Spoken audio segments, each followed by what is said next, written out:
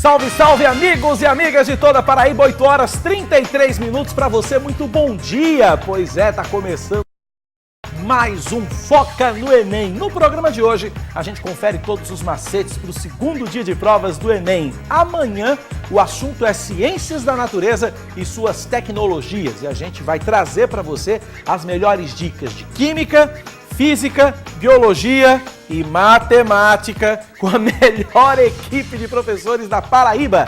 E mais uma vez, em nome da TV Manaíra e do Sistema Opinião, eu quero agradecer à diretoria, aos professores, aos alunos do Colégio Via Medicina que abraçaram esse projeto e tornaram possível o nosso Foca no Enem. E para começar, eu vou trazer uma reportagem, porque para muita gente, o Enem, o Exame Nacional do Ensino Médio, é uma novidade. Mas tem uma galera aqui mesmo na TV Manaíra que já fez a prova diversas vezes. A repórter Juliana Teixeira preparou uma reportagem contando um pouco sobre a experiência dessa galera. Olha só. São pelo menos 3 anos de preparação colocados em xeque em 2 dias de prova.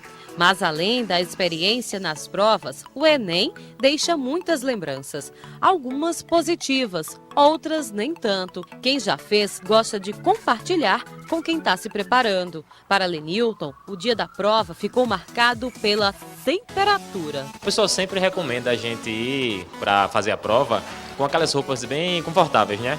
E eu fui de bermuda, tênis, camiseta. E cheguei cedo, cheguei meia hora antes da prova. E quando começou a prova, quando o sino tocou, eu percebi que a cadeira que eu estava sentado estava embaixo do ar-condicionado. Aí passou um tempo, passou uma meia hora, 1 hora, e cada vez mais a sala ficava mais fria. E isso eu já estava ansioso. Aí juntou com o frio e eu acabei me dando muito mal nessa prova nesse ano, em 2015. As provas, que a partir deste ano acontecem em 2 domingos e trazem, além de questões polêmicas, aquelas cascas de banana.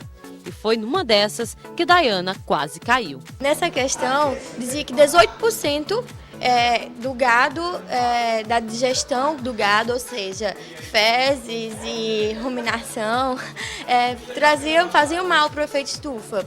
E aí dizia que mais que a poluição dos veículos. Aí eu fiquei chocada. Aí eu disse, não, mas eu sei que as fezes eliminam o metano e coisa e tal. Não, eu vou chutar, eu vou botar que faz mal e que é por causa do metano. E no final das contas, a minha ansiedade para ver o final da resposta, e quando chegou eu vi o cartão resposta, vi que tinha acertado, eu fiquei, nossa, acertei essa pegadinha, porque realmente o Enem tem dessas pegadinhas. Que o momento é inesquecível, isso ninguém discute. Seja pela aprovação e possibilidade de ingressar numa universidade ou por um momento inusitado, como vivenciado por Érica Leal. Eu fiz a prova e quando eu estava saindo da sala de aula, tirando meu celular dentro do saquinho, e uma pessoa me chamou, moça, e eu, oi. Aí ela disse, você gostou do tema da redação? Aí eu disse, gostei muito. Inclusive tinha na redação dicas, né, sobre o tema. Aí ela fez, não, porque não tinha como eu escrever uma redação desse tema. E aí eu fiquei pensando, como assim? Ela fez, porque o mar é doce. Aí eu até dei uma risadinha, né? E aí eu disse, não, moço, o tema da redação não foi esse. Tem certeza que o tema foi esse? Aí ela disse, eu até escrevi uma história, porque assim, não tinha argumentos, né? Eu disse, não, assim, minha prova era rosa e não tinha, o tema era sobre o desafio educacional dos surdos no Brasil. E aí ela fica, então quer dizer que eu zerei a prova? Aí eu disse, provavelmente, né? Até com um tonzinho de riso. E apesar de tanto tempo de preparo, tem dicas passadas na última hora que podem fazer a diferença no resultado final da prova. Por isso, ouvidos atentos aos professores. Todo mundo se prepara, os estudantes se preparam o ano inteiro para fazer Enem, mas sempre tem aqueles aulões de véspera que a gente aproveita para pegar muitas dicas, revisar alguns conteúdos. E eu fui para um desses aulões. Vários professores passaram, deram várias técnicas, dicas, e um desses professores foi um professor de Química. Ele deu a aula dele, encerrou. Posteriormente à aula dele entrou outro professor, mas de repente ele abre a porta no meio da aula do professor seguinte e grita, amanhã se der errado é piaba. Fechou a porta e saiu. E todo mundo começou a fuzuê na sala. Ele falou piaba ou piada? Não, ele falou piaba. Passou-se. No dia seguinte era o dia da prova e eu sempre fui péssima em química. E uma das questões lá de química tinha uma das alternativas que tinha a resposta piaba. Eu não sabia o que dizia na questão, não sabia qual era a resposta. Fiz, vamos lá, né? Na dúvida, piaba. Foi uma das poucas questões que eu acertei. Quando o gabarito saiu, eu fiz mentira. E eu decorei o número da questão, que eu fiz, eu quero ver se é piaba mesmo. No outro dia que saiu o gabarito, estava tudo certo lá, piaba. Olha aí, essas são as experiências dos nossos colegas jornalistas aqui da TV Manaíra, a galera da nossa redação. E uma das nossas colegas, a Érica, falou a história da frase, né, da candidata que confundiu o tema da redação com a frase do cartão de resposta, do caderno de provas, aliás, e é sobre essa frase que eu quero dar uma dica para você. Quem esqueceu de transcrever, de copiar a frase do caderno de questões para o cartão resposta na prova de domingo passado, pode respirar aliviado. É que o INEP, o Instituto Nacional de Estudos e Pesquisas Educacionais Anísio Teixeira, anunciou na última quinta-feira que vai corrigir a prova dos esquecidinhos. Agora preste atenção, porque o INEP está deixando bem claro que a correção das provas desses candidatos ela é extraordinária e que a necessidade da transcrição continua. Portanto, todos os participantes devem ficar atentos às orientações na capa do caderno de questões e não esquecer de copiar, não esquecer de transcrever a frase amanhã. Agora, para que essa frase? Essa frase é para permitir a verificação grafológica do candidato e conferir se o autor da redação era realmente a pessoa que estava inscrita no Enem. Então tá aí, portanto, a dica para você que esqueceu de transcrever a frase do caderno de provas para o cartão resposta. 8h40, vamos começar as nossas dicas, começar a trazer as nossas dicas no Foca do Enem de hoje. Eu já estou recebendo aqui no estúdio, com muita alegria, os professores da matéria de Química, Renato Júnior e Gustavo Pinheiro. Professor Renato, bom dia, bem-vindo ao Foca no Enem. Bom dia, um prazer estar aqui para a gente terminar essa nossa preparação, botando aquela cereja no bolo. Aquela cereja no bolo, e que cereja. Professor Gustavo, bom dia. Bom dia a todos aí, telespectadores. Estamos aqui para dar umas dicas, né, fortes de química, junto com aqui o companheiro Renato Júnior, para deixar aí o aluno mais tranquilo. Muito bem. São 8h41, tem pergunta. A gente já começa com pergunta de estudante, não é isso, Jailma? 8h41, põe na tela a pergunta dos alunos aí para Química. Vamos lá. Eu queria saber como é que funciona o metal de sacrifício. E aí, quem responde essa? Vamos lá? O metal de sacrifício é um metal que é utilizado para proteger um outro metal. O que você quer que aconteça? Você quer que esse metal sofra oxidação primeiro do que o metal que você quer proteger. Aí você pergunta, professor, como é que eu vou identificar isso na minha prova? Lembra do seguinte, geralmente a tua questão, ela vai te dar o potencial de redução. Então o que você vai olhar? Você vai pegar o potencial de redução do metal que você quer proteger e vai procurar na sua tabela, geralmente é uma tabela, um metal que tem um potencial de redução menor, para que ele o quê? Oxide primeiro. Essa é a função do metal de sacrifício. Oxidar primeiro do que o metal que você quer proteger. Como é que seria uma questão sobre esse assunto na prova, professor? Pronto, é muito comum aparecer falando dos navios, os cascos dos navios, certo?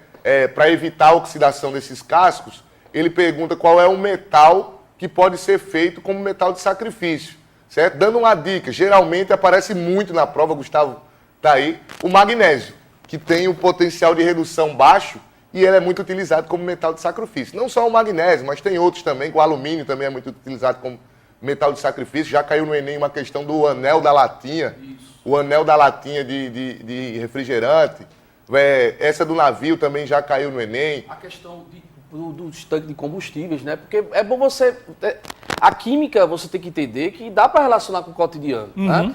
E a ideia, por exemplo, você fica se perguntando, tem lá um tanque de combustível enterrado, no posto, e você pensa que aquele tanque não sofre corrosão, né? Está ali exposto à corrosão, está perto do combustível, né? Perto do mar e tal, por que não corrói, né? Então a ideia da eletroquímica, da química, é justamente a questão do metal sacrifício. Vai ter um metal que vai se sacrificar por aquilo que é mais importante, que é o tanque. Então ele fala, eu vou oxidar, meu amigo, eu que vou corroer e vou lhe proteger. Então é mais ou menos assim que a gente pensa como metal sacrifício. Isso você pode ver em lanchas, né, motor de lancha, porque o motor de lancha sofre também esse processo de corrosão, porque vai ter esse metal de A gente sacrifício. olha e pensa, não, tá estragado, enferrujou não. O que enferrujou foi o metal de sacrifício, que tá fora. O equipamento em si, a peça tá em si, protegido. tá protegida protegido. e não tá comprometida. Bacana, curioso, não sabia dessa história. São 8h44, temos mais uma pergunta de química. Os professores, eles inclusive trouxeram alguns materiais, trouxeram alguns slides, a gente vai mostrar também aqui, eles vão mostrar. Mas antes tem mais uma pergunta, põe no ar a pergunta de química. Meu nome é Regina, tenho 17 anos e gostaria de saber qual a diferença entre fusão nuclear e fissão nuclear. Fusão nuclear e fissão nuclear, professor Gustavo. Veja só, são dois Eu tirava 0 nessa prova, juro. Você vai lembrar da fusão, né? Tem aqueles desenhos animados, né? Goku e Vegeta, né? Já fazia a fusão nuclear, né? Não é do meu tempo não, mas Veja só, a fissão e fusão não são sinônimos, né? Você tem que atentar isso, né? Deixa eu fazer o seguinte, professor. Vou jogar a bola pro professor Renato, porque o teu microfone tá com um probleminha, a gente vai dar uma ajeitadinha. Professor Renato, assume essa aí pra gente, Então vai. vamos lá. Como o Gustavo estava falando, fissão e fusão não são sinônimos. Você tem que lembrar do seguinte: fissão, quebra, fusão, união. Isso na tua prova pode aparecer falando da usina nuclear. Lembra que na usina nuclear ocorre o processo de fissão, certo? É um processo de quebra, a quebra do núcleo radioativo. Isso é o processo de fissão. O processo de fusão é a junção. Você lembra que falar de fusão, lembra da tua prova que ele pode citar a bomba de hidrogênio, tá? A gente lembra que radioatividade é um conteúdo forte para essa prova, que a gente lembra do acidente do Césio 137. Sim, lá em Goiânia. Lá em Goiânia está fazendo aniversário agora. Uhum. Então a gente aposta que uma questão referente à radioatividade venha a aparecer na prova. Tá aí, portanto, dicas do Enem. A gente está com os slides prontos já. Coloca na tela, dá para colocar na tela já o primeiro slide? Vamos colocar na tela para o pessoal de casa acompanhar os slides, o material que os professores trouxeram, do professores do Via Medicina trouxeram para tirar suas dúvidas, para você ficar sabendo aí de tudo sobre essa prova de Química, que é amanhã, Química, Física, Biologia e Matemática, que estão juntas aí nessa disciplina Ciências da Natureza e suas tecnologias. Enquanto a gente prepara só o material aqui, eu quero chamar a sua atenção para você acompanhar a gente também no Facebook. facebook.com/TV Manaíra Oficial, a gente está ao vivo no nosso Facebook. E mais que isso, a gente está com espaço aberto para perguntas dos nossos internautas e telespectadores. Então, você tem alguma dúvida? Dá uma passada lá no Facebook, TV Manaíra Oficial, manda a sua pergunta, comenta lá a sua pergunta, e aí a gente vai tirando as dúvidas aqui dos professores. Deixa eu abraçar aqui o Henrique do Vale, a Maria José da Silva, a Cida Rodrigues, Fabiana Mota, Juliana Teixeira, turma boa, acompanhando a gente. Qual é a pergunta, professor Gustavo? Qual é a pergunta que não pode deixar, qual é o tipo de pergunta que não pode deixar de faltar na prova de Química do Enem, que os alunos têm que se ligar e prestar atenção? Uma questão que é muito recorrente, que a gente vê nas provas, é a questão de pH. Né? pH, que a gente chama de, temos potencial hidrogênio iônico e tem o pOH, que é o potencial hidroxiliônico. Né? São dados fisicoquímicos que são importantes para o aluno entender, por exemplo, se uma substância, se uma solução que você está analisando, ela tem característica ácida e característica básica. Então, o pH é uma escala que vai justamente dar essa informação.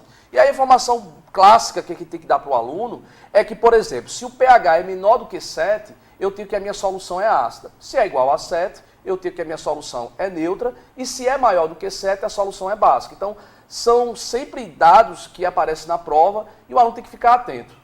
Então tá aí, dica de pH. Professor Renato, alguma outra dica? Eu costumo dizer ao meu aluno que, se for para apostar, é cálculo estequiométrico. Só tem uma possibilidade de você não ter uma questão de cálculo estequiométrico na tua prova. Cálculo estequiométrico? É você não ir fazer, certo? Minha diretora, como mudou, não? A chance de aparecer, Cálculo estequiométrico, eu nunca ouvi falar nisso. A chance de não aparecer é você não ir fazer a prova. Então é importante que você fique ligado nessa relação estequiométrica. Se a questãozinha tem rendimento, se tem grau de pureza, se tem reagente em excesso, se tem reagente limitante na hora de fazer a resolução dessa tua questão de estequiometria. Ele está falando que mudou, mas mudou não. Vamos pensar numa coisa bem básica. Você já fez bolo na sua vida? Fiz. Fez. Quando você vai fazer bolo, o que é que tem que dizer? Não tem os ingredientes? Tem os ingredientes, Pronto. A farinha, o ovo, o fermento. Imagine que aquele bolo que você vai fazer é para 4 pessoas. Certo. Certo? Aí agora chegou mais 4, foi para 8. O que é que você vai fazer com os ingredientes? Vou dobrar a receita. Isso é Isso é estequiometria. estequiometria, exatamente. Tá bom, tá aí. São as aplicações de química no nosso dia a dia. Estamos com os slides prontos? Coloca na tela os slides aí dos professores, para a gente poder dar aquela dica. Vamos lá. A gente tem aí o quê? Acidente causa vazamento de produto químico na Dutra. Isso. Explica aí pra gente esse slide aí, professor. Olha só, a questão vai trazer essa imagem, né, que vocês acabaram de ver, e vai explicar um acidente que ocorreu na Via Dutra de um tombamento de um carro contendo ácido sulfúrico, né, ácido sulfúrico. Quando você for ler a questão, você vai ver que ele vai explicar que houve vazamento de 30 mil litros de ácido sulfúrico. E aí teria que ser tomada alguma medida, já que esse ácido é extremamente forte, né? E aí a medida para poder corrigir, né, esse problema que gerou na casa de uma BR aí. Então a gente sabe que para poder neutralizar um ácido, é natural que você tem que jogar o contrário. E o contrário é uma base, né? Você, por exemplo, está com azia, você toma uma substância para matar a azia e é uma substância de característica básica. Um antiácido. Isso, perfeito. É uma base. Isso, é uma base. Uma base, um sal básico, uma substância que tem essa característica básica. Certo. Ponto. Então houve esse vazamento de 30 mil litros desse ácido. Então ele vai falar na questão, tal, bota duas equações e ele diz que para corrigir, você vai ver aqui no seguinte aí, para corrigir essa acidez, você vai verificar que tem justamente a adição de cal. A cal é uma substância que tem essa característica básica que vai neutralizar esse ácido. Então ele fala, sabendo que a concentração do ácido sulfúrico era de 2,8 gramas por litro, qual a massa em quilogramas de cal que os bombeiros jogaram, que ele precisava neutralizar esse ácido. Só chamar a atenção para o nosso Não, aluno ficar ligadinho, que esse cal é muito utilizado para você fazer correção de pH do solo, a famosa calagem. Quando o solo está acidificado, para a gente corrigir esse pH, a gente usa esse cal no processo chamado de calagem. O cal é aquele cal da construção civil? É aquele cal que a gente usa no gramado do campo de futebol? Aqui, tá. Essa mesma cal, é importante, como o Renato está falando, é jogada até na água, no tratamento. Quando você trata a água, tem uma certa parte do tratamento que é colocada uma substância para poder fazer a floculação, o aluno está ligado nisso, e ele reduz muito o pH da água. E aí é colocada a cal justamente para neutralizar essa queda de pH. Então é essa cal mesmo que você está pensando que é a cal da parte de construção civil. Então imagine, então caiu esse ácido, os bombeiros jogaram a cal para poder neutralizar esse ácido derramado. E a pergunta da questão é, qual foi essa quantidade? Qual a quantidade de cal que foi jogada aí para poder neutralizar esses 30 mil litros? Então o primeiro passo que o aluno tem que entender, que a gente vai observar aí nas imagens, é justamente a relação da concentração, que é 2,8 gramas por litro, para o que foi derramado. Então, esse é o primeiro passo que o aluno vai ter que fazer, que a gente vai observar agora aí nas nossas imagens. Então, vamos lá.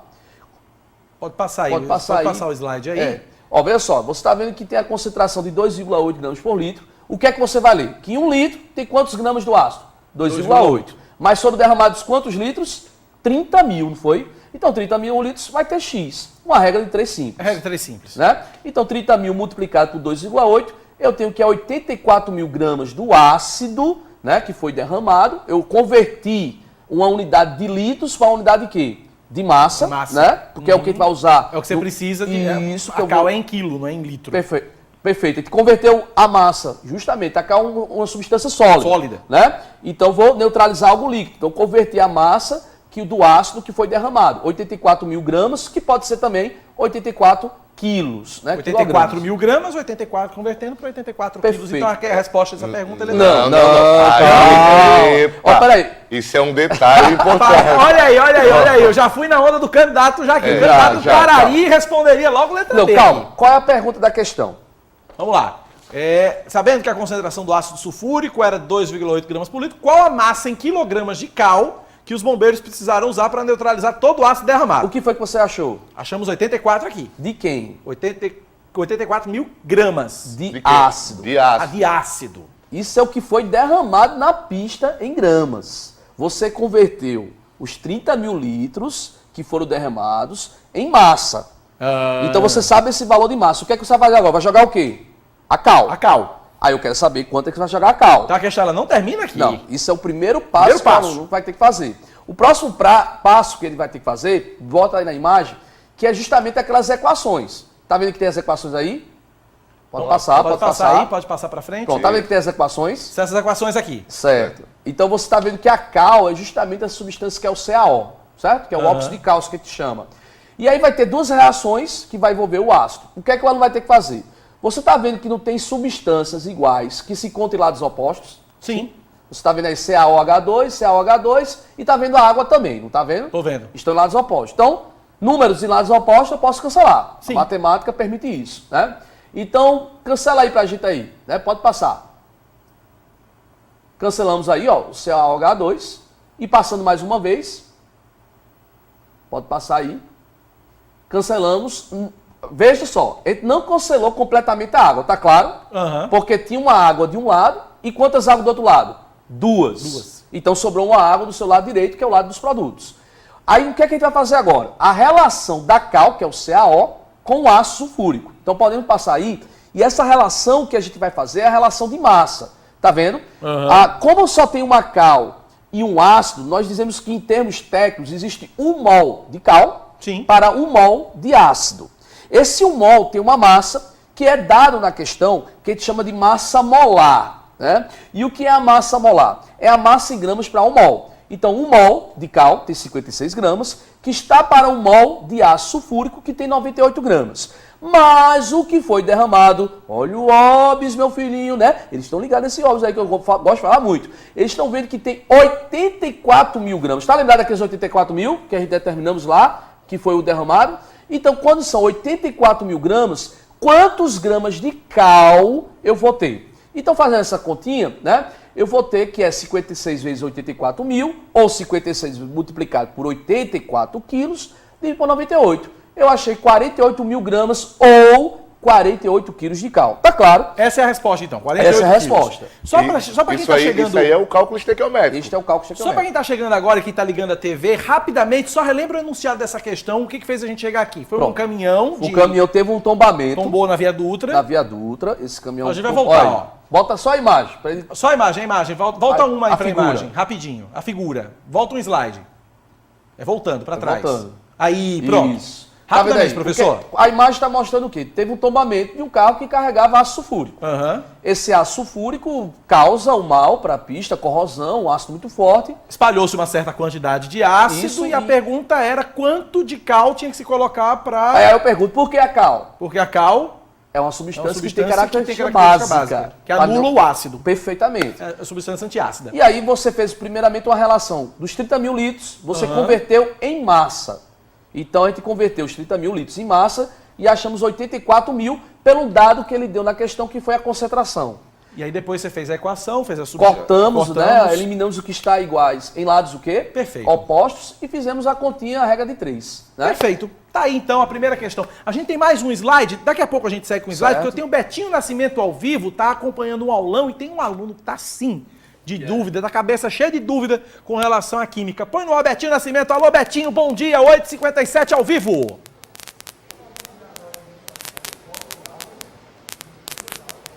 Bom dia a você, Cacá. Bom dia aos professores que estão aí no estúdio e principalmente a quem está em casa, né? Um excelente final de semana e uma excelente prova para você que vai realizar o Enem amanhã. Olha só, a gente está no Espaço Gospel, acabou de ter um louvorzão aqui, música para a galera acordar, a galera se animar e aí sim começar as aulas. Se está começando nesse momento o aulão aqui do Espaço Gospel. E eu já vou conversar com o Ítalo aqui, que o Ítalo realizou a prova a semana passada e vai realizar amanhã. Ítalo, a semana passada foi difícil, como é que você se saiu? Eu acho que eu me saí bem, porque o meu forte é geralmente essas matérias de humanas e de linguagens. E para amanhã, vai se sair bem também? Como é que foi o estudo relacionado às matérias para amanhã? É um estudo com muita dificuldade, porque eu tenho muita dificuldade nessas matérias, porque não é muito meu forte. Alguns alunos deixam para descansar hoje e você decidiu vir para o aula. Sim, porque toda revisão é bem-vinda, né? E você tem dúvidas, né? Sim. Sobre química, qual é a sua dúvida? A minha pergunta é quais são os assuntos que geralmente caem em química orgânica e inorgânica nas provas do Enem.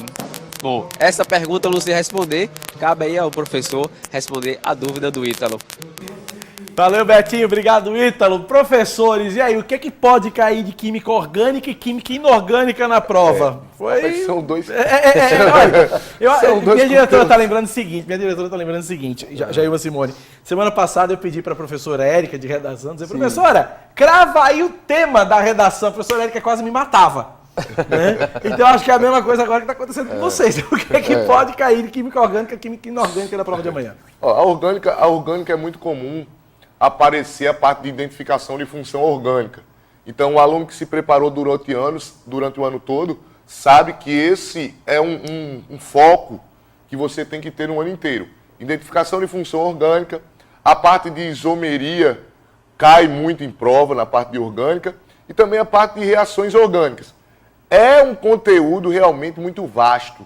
Então, para você cravar assim, vai cair tal reação, é muito difícil. Não dá para ser evidente, né? A gente não pode também... A bola de cristal está na manutenção, não sai tão cedo, né, professor? Não, né? Apesar que existem as probabilidades que a gente faz, a gente já vem estudando as provas, mas ser evidente não tem como. Então, como o Renato falou muito bem aqui, meu companheiro aqui falou, a parte de orgânica ela é abordada de forma geral. O aluno vai ver identificação, vai ver os nomes dos compostos, pode ver alguma coisa relacionada a petróleo, né? A questão do refino do petróleo, né? Relação com gasolina, octanagem, isomeria, reação, como um todo.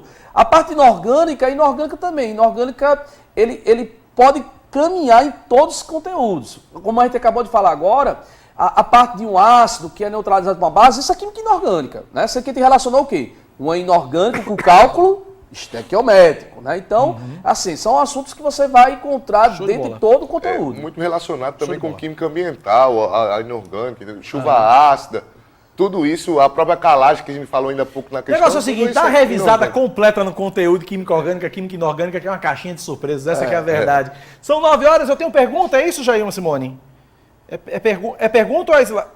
Mais um slide? Vamos lá, mais uma questão, mais um slide aí na tela, para os nossos professores responderem rapidinho aqui no nosso Foca do Enem. Enquanto isso, você manda sua pergunta pelo Facebook TV Manaíra Oficial. Vamos lá. Professores, expliquem aí essa questão, traduzam aí pra gente. Essa questão aí é uma questão de deslocamento de equilíbrio, certo? É uma questão de deslocamento de equilíbrio, onde a gente tem o famoso princípio de Le Chatelier. Se você vai deslocar teu equilíbrio para a direita ou se você vai deslocar teu equilíbrio para a esquerda. Essa questão aí é o que a gente chama de solução tampão. Ele está aí fazendo uma solução tampão, que é uma solução que não sofre variação brusca do pH. E aí, no final, ele está falando aí do seguinte, está falando da hiperventilação, que é uma respiração normalmente rápida e profunda. Ele está falando que essa hiperventilação, ela altera o pH do sangue. Beleza? Vamos dar uma passada lá para a gente ver o comando. Tá? Pode passar aí. Ele quer... Eita, desculpa, volta um pouquinho. Volta uma. Só para eu ver o comando está lá embaixo. Então ele diz o seguinte, sabendo que o CO2, através da respiração, e que o HCO3- é excretado na urina.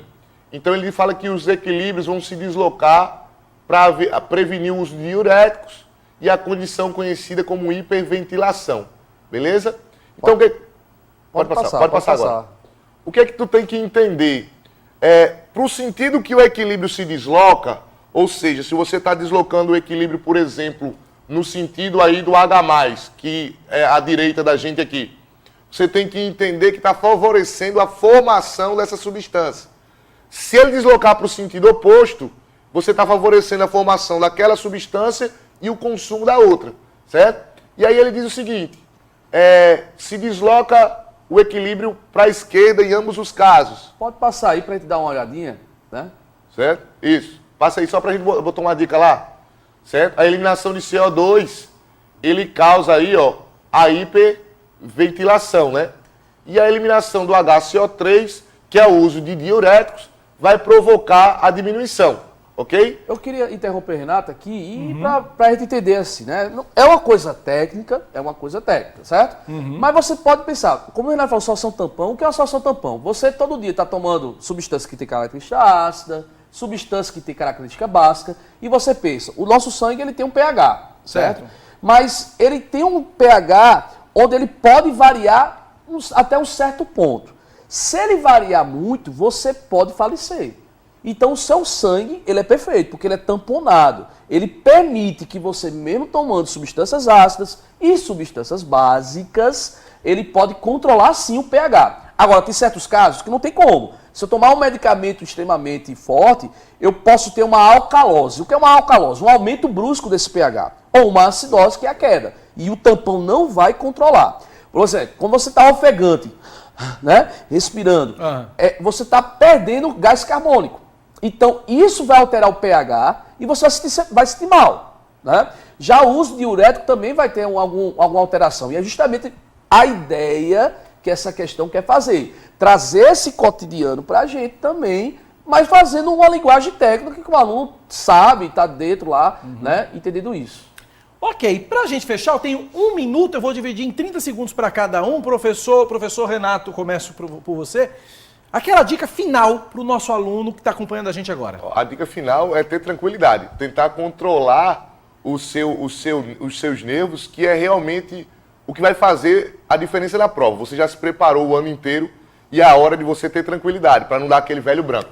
Professor Gustavo, aquela dica final, em 30 segundos. É isso. Vou continuar aqui o que o meu amigo falou. Seguir o relator. Tem que ficar tranquilo. O que ele fez durante o ano, ele tem a consciência, né? Tomar as precauções da questão da água, ficar atento aos documentos. E o que ele já fez está muito bem feito, ele vai concentrar para a prova que vai dar tudo certo. Essa é a nossa dica final, né? Professor Renato, professor Gustavo, obrigado pela presença de vocês aqui, obrigado pelas dicas, até a próxima. Valeu, obrigado. 9h05, intervalo rapidinho pro comercial, fiquem por aqui, daqui a pouco a gente volta, segue. Mas intervalo rapidinho pro comercial, mas continue com a gente, porque o Foca no Enem volta já já com dicas de física. Daqui a pouco, não sai daí, 9h05 a gente volta já. Eu podia ter posto só aquela de cálculo estequiométrico. Valeu, professor. Valeu. Cadê os professores?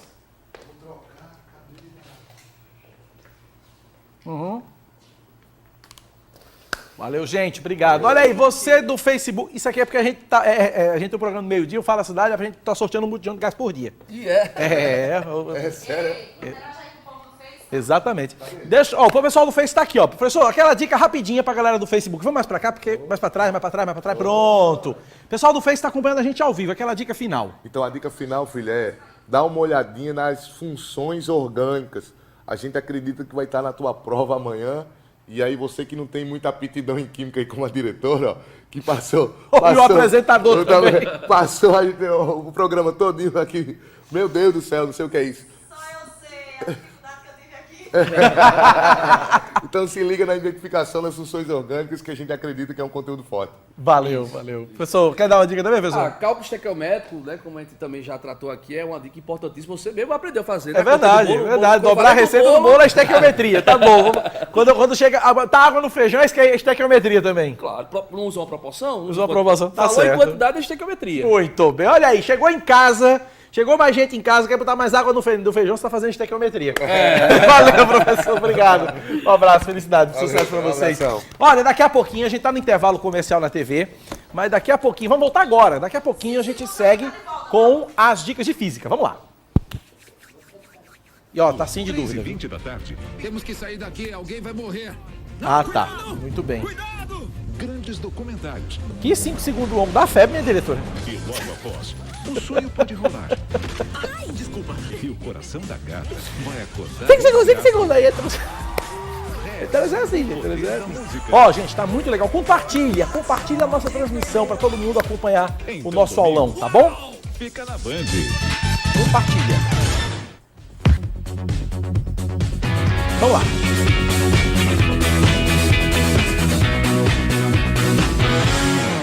9 da manhã, 8 minutos, de volta com Foca no Enem aqui na tela da nossa TV Manaíra e também no Facebook TV Manaíra Oficial. Você dá uma chegadinha lá no Facebook, a gente está ao vivo e você pode mandar suas perguntas também pelo Facebook, TV Manaíra Oficial, os nossos professores respondem.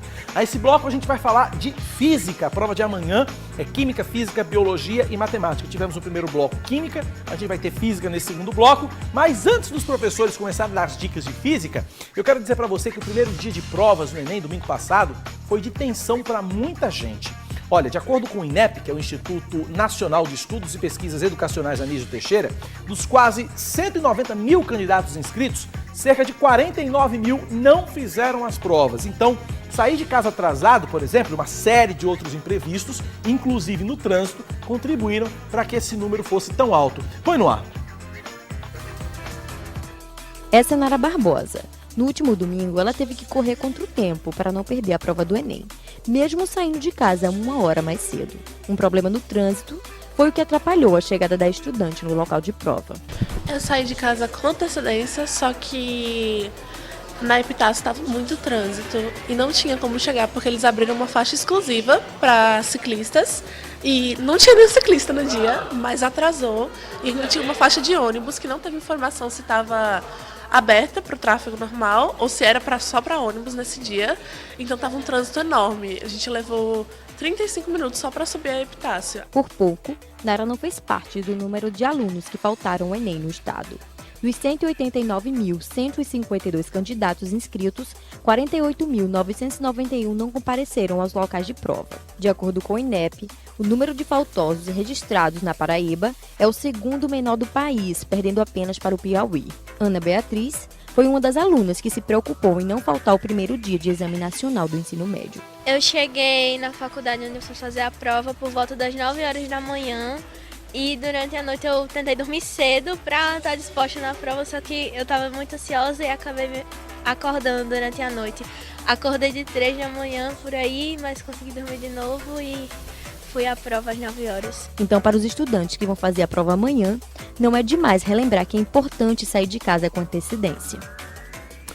Tá aí, 9h10, então para te dar uma mãozinha aí, a CEMOB, que é a Superintendência Executiva de Mobilidade Urbana de João Pessoa, decidiu suspender amanhã a ciclofaixa de lazer da Avenida Epitácio Pessoa. Além disso, as faixas exclusivas de ônibus de toda a cidade, como já acontece normalmente nos domingos e feriados, também vão estar liberadas para o tráfego de outros veículos. Tudo isso para você não chegar atrasado amanhã no local de prova, não perder a prova. Ah, foi o trânsito. E lembrar, gente, sair cedo de casa é muito importante, porque senão quem sair atrasado e quem chegar atrasado amanhã no Enem vai proporcionar aquele festival, o show dos atrasados de todo ano.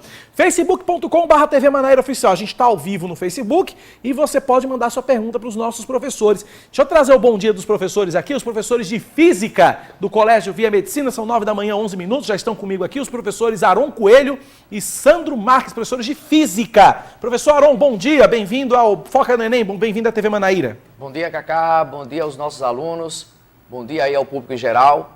Vamos detonar nessa super revisão que a gente vai fazer agora pelo Via Medicina junto com a TV Band. Professor Sandro, bom dia. Bom dia, Cacá. Sandro Marques, juntamente com o Aron, vamos dar dicas quentíssimas para vocês hoje, tá? Então hoje vai ser imperdível. Então vamos começando logo chamando o Betinho Nascimento ao vivo. Ele está no Espaço Gospel, está rolando um aulão por lá. Betinho Nascimento, mais uma vez, tem aluno com você para fazer pergunta. É você, Betinho? Olha, Cacá, o aulão continua e eu vou dizer uma coisa. Semana passada eu fiz a prova do Enem, amanhã eu vou fazer e pelo que o pessoal está falando aqui, eu estou um pouco perdido, um pouco enferrujado aí nas coisas. A Camila, tá enferrujada como eu ou tá dentro do assunto? Tô tentando ir, né? Indo lá, né? Tem alguma dúvida? Física, vamos falar de física. Tem alguma dúvida em relação à física? Eu queria saber como é que eu posso usar a velocidade, tipo, no Enem, que o senhor pudesse explicar um pouquinho. Olha aí, então, a batata quente está nas mãos aí dos nossos professores, Cacá. Antes que vocês respondam essa pergunta, guardem com vocês aí, porque vocês vão responder já já, é uma curiosidade nossa aqui da televisão. Quando eu digo bom dia, Betinho Nascimento, Betinho fica uns 2, 3 segundos com cara de bobo, segurando o microfone assim. Ou seja, é o tempo que leva para que ele ouça a gente e responda para a gente. É uma questão de física, né? O delay. Explica para a gente, professor, como é que funciona isso. Na verdade, a gente tem que lembrar que existem 2 tipos de ondas, né? Exatamente. As ondas sonoras, que são ondas mecânicas, e as ondas eletromagnéticas, ok? Então, elas são transmitidas de uma maneira diferente. Lembrando que as ondas sonoras, elas são mais lentas, elas se propagam no ar a 340 metros por segundo, e ondas eletromagnéticas são extremamente rápidas, né? Elas se propagam no vácuo a aproximadamente 300 mil quilômetros por segundo. E aí no ar, a diferença vai ser muito pequena. Então, você tem que fazer ajustes exatamente para que esses sinais cheguem ao mesmo tempo. Mas às vezes gera essa pequena diferença. Exato. Não é isso, Aronzinho? Então, como as transmissões, principalmente as longas distâncias, são feitas por satélites, então a informação vai para o satélite, do satélite vai para a torre e da torre vai justamente para o espectador em casa. Então isso tudo gera uma diferença ampliada de tempo. Quem não lembra da Copa do Mundo, da Coreia e do Japão, que ficava o William Bonner falando e a Fátima Bernardes, um tempão depois, dava a resposta. É exatamente o que acontecia aqui. Isso, porque precisa passar por alguns processos, né? Vai da operação para a antena, da antena para o satélite, de um satélite para outro satélite, para descer para a antena da Globo, para distribuir. E a gente também percebe o delay, né, professor Sandro, quando a gente teve essa mudança da TV analógica para a TV digital. Quando você assiste o programa de televisão e ele está analógico e tem o digital, o analógico chega primeiro e o digital chega depois.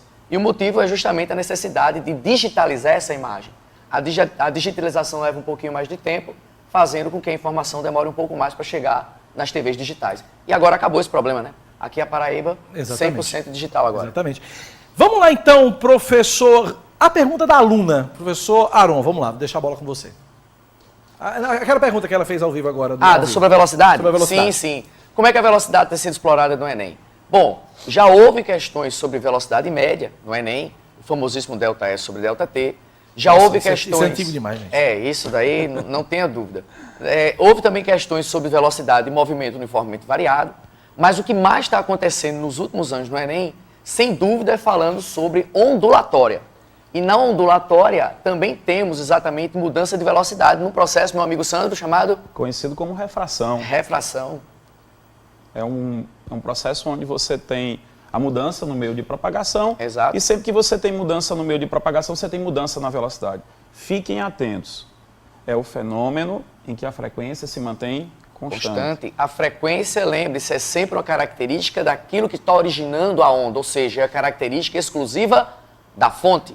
Falando em velocidade, Aron, é importante que o aluno perceba que gráficos são muito cobrados nessa prova. Então, vocês podem encontrar uma questão simples de cinemática com um gráfico, ok? Então, fiquem bem atentos, tá? Aprendam a ler um gráfico, ok? Nós trabalhamos isso, principalmente a Aron trabalhou muito isso, intensamente lá no VIA. Então, fiquem atentos que pode cair uma questão de velocidade para analisar um gráfico, ok? Vamos lá, então, a gente tem agora uma pergunta gravada. Um aluno fez uma pergunta também para que vocês respondam. Coloca lá a pergunta do estudante. Eu queria saber qual a diferença entre ressonância e interferência. Qual a diferença entre ressonância e interferência? Cacá, 2 temas fortíssimos para essa prova. Primeiro, não é novidade que ondas, Aron, é o assunto mais cobrado nessa prova. E aí, galera, olha só. Interferência. Cacá, recentemente, o governo do Rio Grande do Norte sofreu, né, com mais de 80 ataques. Por quê? Porque o governador do estado resolveu instalar, se não me engano, no presídio de Parnamirim, bloqueadores de celulares. Alcaçuz, certo? Alcaçuz. Bloqueadores de celulares. E aí o crime organizado, né, promoveu toda aquela desordem no estado do Rio Grande do Norte. E aí, para vocês terem uma ideia, esses bloqueadores eles estão diretamente ligados ao fenômeno da interferência. Quando é que há interferência? Quando 2 ondas se encontram. Se essas ondas estiverem em fase, ocorre interferência construtiva, a amplitude do sinal aumenta. Se essas ondas estiverem em oposição de fase, ocorre a interferência destrutiva. Então, o bloqueador lá no presídio, ele utiliza esse fenômeno chamado interferência. A amplitude do sinal dentro do presídio vai cair, ok? E aí, nenhum aparelho de celular pode receber ou fazer nenhum tipo de ligação. Então, é um tema quentíssimo, tá? Vocês podem encontrar isso na prova.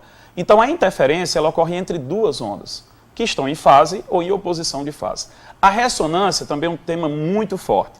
É transmissão, na ressonância você tem transmissão de energia de um sistema físico para outro, que começa a vibrar com amplitudes cada vez maiores. Então, uma diferença básica é interferência, o encontro de 2 ondas. A ressonância, transferência de energia de um sistema que vibra, pode ser uma onda que está vibrando em um outro sistema, ou entre 2 sistemas. Lembrem-se que a ressonância explica como funciona o forno de micro-ondas. Lá existe um dispositivo chamado magnétron, que emite micro-ondas com uma frequência de 2,4 GHz. Essas frequências têm exatamente a frequência de vibração das moléculas de água. Sim. Então, as moléculas de água entram em ressonância com essas ondas, recebem energia e começam a vibrar mais rapidamente.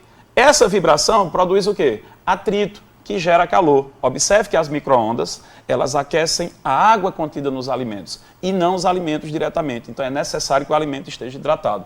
A mesma ressonância, Aron, que já foi capaz de destruir até uma ponte. Exato. Tá? Não só uma ponte, como aconteceu ano passado em Brasília, o Supremo Tribunal Federal teve suas vidraças, algumas estilhaçadas, pela passagem de um caça da FAB, muito verdade. próximo ao Supremo Tribunal, e aí alguns vidros racharam e outros trincaram. É um efeito da ressonância. Além disso, você que está nos assistindo agora, pela TV Band, você justamente, quando você sintoniza um canal, a sua televisão entrou em ressonância com a frequência que é emitida justamente por essa antena. Então a transmissão ela é feita exatamente, a recepção fica exclusiva com a frequência da Band. Por mais que você esteja próximo de outras emissoras, se você sintonizou essa estação, pode acontecer eventualmente uma interferência, mas predomina a ressonância e a imagem aqui do estúdio fica mais presente do que a interferência de outra emissora. Traduzindo isso, professores, por uma questão do Enem, como é que seria uma questão do Enem nesse assunto? Sobre ressonância?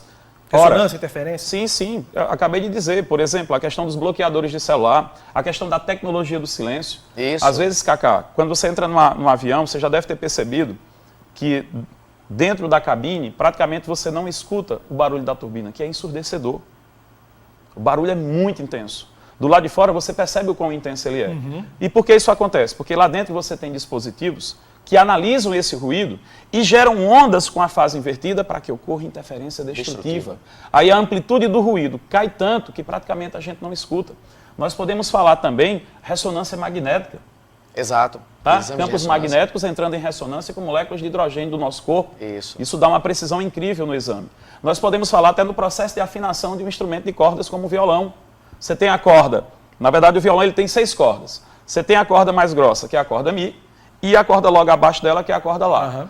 Se o violão estiver afinado e você bater na corda de cima, ela vibra. Certo. E nenhuma das outras cordas vai vibrar. E você vai me perguntar, e deveria vibrar? Ora, o violão ele tem divisões verticais chamadas de casas. Se você pressionar seu dedo na 5ª casa, Cacá, e bater nessa corda, ela vai vibrar com uma frequência exatamente igual à frequência da corda de baixo. É aí onde ocorre a ressonância. A corda de cima vibra, transfere energia para a corda de baixo, que também começa a vibrar. Muitas pessoas afinam o violão usando essa técnica e não sabem que é ressonância. Olha isso. 9h21, temos mais perguntas, mais alunos gravaram perguntas aqui com a nossa equipe. Coloca mais uma pergunta aí, minha diretora. Meu nome é João Vitor, eu tenho 16 anos, eu gostaria de saber qual a diferença entre intensidade sonora, altura e timbre. Intensidade sonora, altura e timbre. Rapidinho a resposta para o nosso aluno. Bom, a intensidade sonora é um efeito que está associado justamente a uma transmissão de energia. A formação de um som forte e a formação de um som fraco. Tudo tem a ver, né, professor Sandro, com a amplitude. Quanto maior for a amplitude da onda, mais intenso ele é. E quanto mais próximo da fonte a gente está, também mais intensa é justamente essa intensidade. Por exemplo, se eu colocar nesse ambiente uma britadeira, essa britadeira vai incomodar todo mundo por conta da intensidade sonora que é extremamente alta. Se eu ganhar distância dessa britadeira, aquele som começa a ficar menos intenso.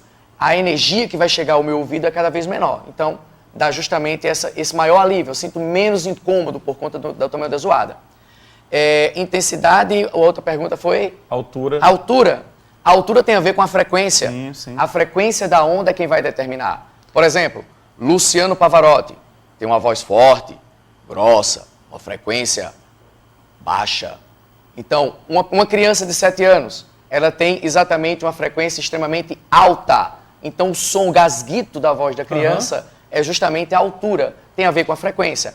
Alta frequência significa som agudo, baixa frequência significará som grave. Um detalhe importante, viu, Cacá e Aron, é que as pessoas costumam falar de forma equivocada, às vezes quando um som está incomodando, as pessoas pedem para você diminuir a altura. Esse som está alto demais, esse som está baixo demais, está tudo errado, porque elas estão se referindo a volume. Isso. E volume tem a ver com intensidade tem a ver com amplitude. Ô Sandro, então o que eu posso dizer? Você pode dizer que o som está mais forte ou mais fraco, ou mais ou menos intenso, mas nunca se refira à altura, porque a altura tem a ver com a frequência. Lembre-se, qualidades fisiológicas do som. A altura tem a ver com frequência, intensidade tem a ver com amplitude e o timbre, que é característico da fonte sonora. Ele vai permitir diferenciar sons que têm a mesma intensidade e a mesma altura. altura. Ainda, Da Cacá, mesma nota, né, também. Sim, sim. Um detalhe importante, o Aron falou de intensidade com muita propriedade, e aí eu digo isso para vocês, são os perigos do uso do fone de ouvido. Sim. Muitos jovens estão perdendo a audição por causa disso. Aí você pensa, pô, como é que algo tão inofensivo, Aron, pode fazer mal?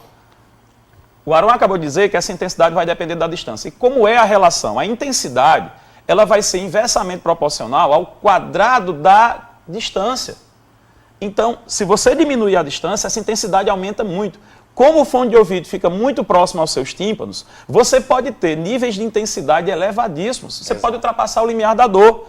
E as pessoas, às vezes, Cacá, usam esse fone e, às vezes, incomoda um pouco e você pensa que ele está incomodando mecanicamente. Muitas vezes, ele já pode estar causando sensações dolorosas. Exato. Perfeito. 9h24, vocês trouxeram questões também, não foi? Trouxeram questões. Temos uns slides aqui com algumas questões. Coloca na tela, Jailma, por favor, os slides aí. Isso aí é falando um pouco sobre o histórico do Enem e a abrangência de questões. Esse mais azul escuro representa a mecânica, que tem 30% das questões que já foram exploradas em toda a história do Enem. Esse laranja é eletricidade, que dá algo em torno de 25%. O cinza representa justamente o que o Sandro falou, que é o assunto que mais está aparecendo ultimamente no Enem. Recentemente, que é justamente a parte de ondulatória. A parte amarela representa justamente a parte de termologia e finalizando com a menor proporção na prova, a parte de ótica, certo? Então esse quadro é só para o aluno ter uma noção do que anda mais aparecendo nas provas. Aí a gente fala um pouquinho das propriedades do som, que eu e o Sandro a gente já falou a respeito, pode passar isso aí tranquilamente, sobre difração, reflexão, refração. Só um detalhe, né? Quando se fala de onda sonora, o único fenômeno que a onda sonora não participa é a polarização. A polarização ela é necessariamente um fenômeno que acontece exclusivamente em ondas transversais. Certo. Como o som é uma onda longitudinal, ela não pode ser polarizada. Os demais efeitos, os demais fenômenos acontecem. Esse aí é um efeito bem interessante, isso aí reflete exatamente uma propriedade presente na reflexão, que é o eco e a reverberação. O eco ocorre quando a gente consegue interpretar e distinguir com nitidez a diferença entre o som emitido e o som refletido. Quando eu emito o som e ele bate no ambiente e reflete e eu consigo compreender, isso é eco. O eco ocorre com a característica num intervalo de tempo superior a 0,1 segundo, caracterizando exames, inclusive, né, professor Sandro? Inclusive, como é que isso pode cair na prova? Uma aplicação na questão. Exato. Sim, por exemplo, eu posso falar do sonar. Isso. O sonar começou a ser desenvolvido a partir do desastre com o Titanic. E aquele engenheiro ele enganou muitas pessoas dizendo que o Titanic era seguro. Imagine, Cacá, um navio daquele porte, navegando em águas extremamente geladas, com vários icebergs sem um sonar. Isso, já que o Sandro falou do Titanic, vale a pena dar uma puxada. O efeito que provocou a não visualização do iceberg foi um efeito que inclusive já foi explorado na prova do Enem, uma miragem que acontece em ambientes frios, Fata Morgana. Fata Morgana. A sensação de que o leito oceânico está alto. Então os observadores, mesmo em cima, não conseguiram visualizar rapidamente o iceberg, porque a sensação é de que o mar está alto.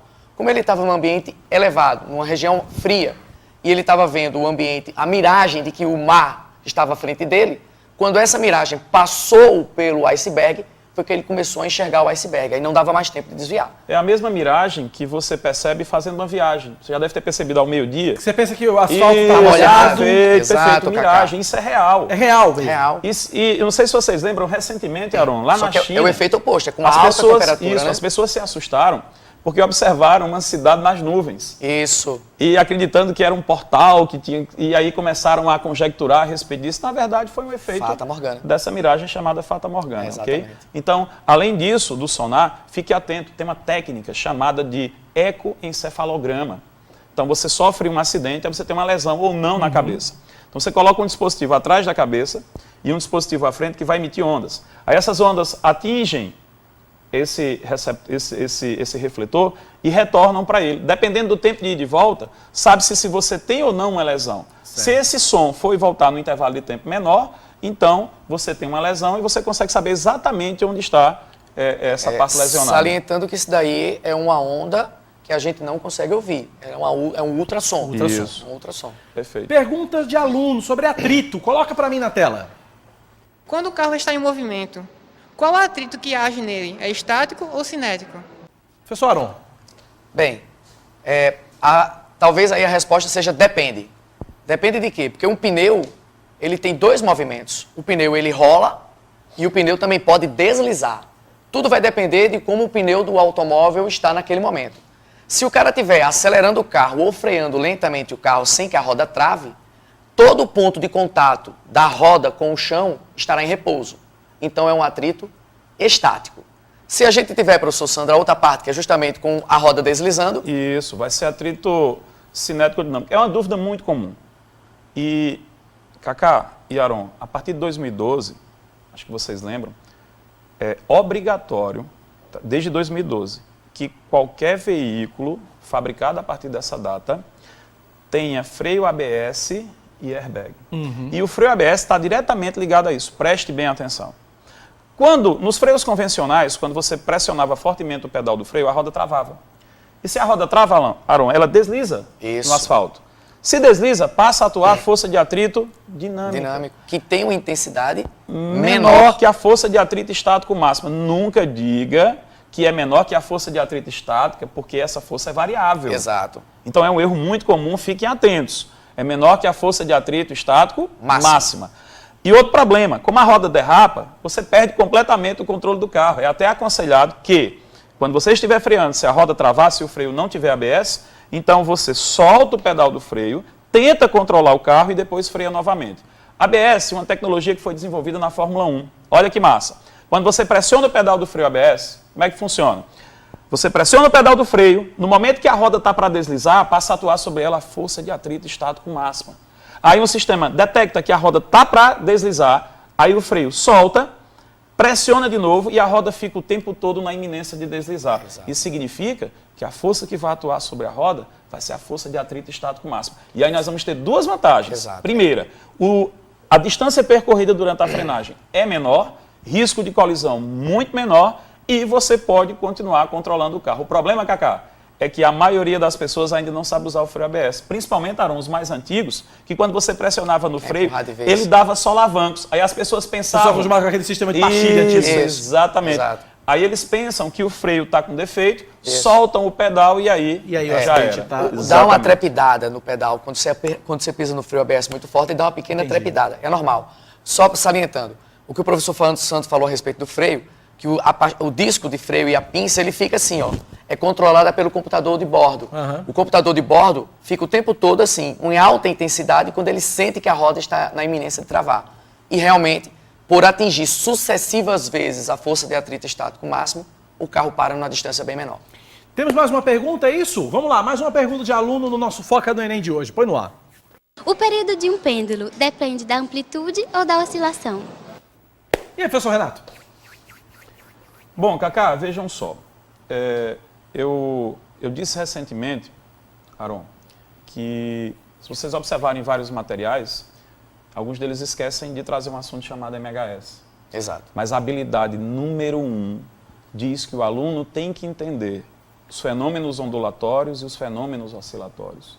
E um movimento harmônico, simples, é um movimento oscilatório, ok? Então vejam só.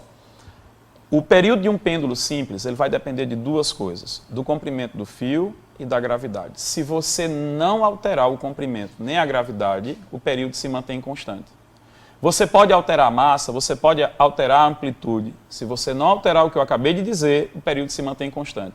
Lembrem-se, quando você aumenta o comprimento do fio, o período aumenta e significa dizer que o pêndulo vai demorar mais para completar uma oscilação. Fica mais lento. Ele fica mais lento, então ele se atrasa. Exato. Se você diminui o comprimento do fio ou aumenta a gravidade, o que é que vai acontecer? O período vai diminuir. Se o período diminui, então ele completa uma oscilação mais rapidamente, o relógio se adianta. Fiquem atentos, porque se esse pêndulo tiver uma haste, os efeitos da variação da temperatura, a variação da temperatura pode também gerar influencia. efeitos de dilatação, Isso. aumentando ou diminuindo o comprimento dessa Exato. haste. Você sabia que essa mesma pergunta que essa jovem fez, professor Sandro, também foi feita pelo Galileu. Ele também se perguntou como era o efeito do pêndulo, como é que acontecia se havia alteração na amplitude. E aí ele concluiu que o pêndulo era chamado de isocrônico. A mudança justamente de algumas características, por exemplo, a massa que estava oscilando no pêndulo, não influenciava em absolutamente nada no período que ele tinha. Vamos concluir a nossa participação dos professores Aron Coelho e Sandro Marques de Física. Tem o Betinho Nascimento ao vivo mais uma vez com mais um aluno cheio de dúvida com vocês. Fala, Betinho, é você de novo.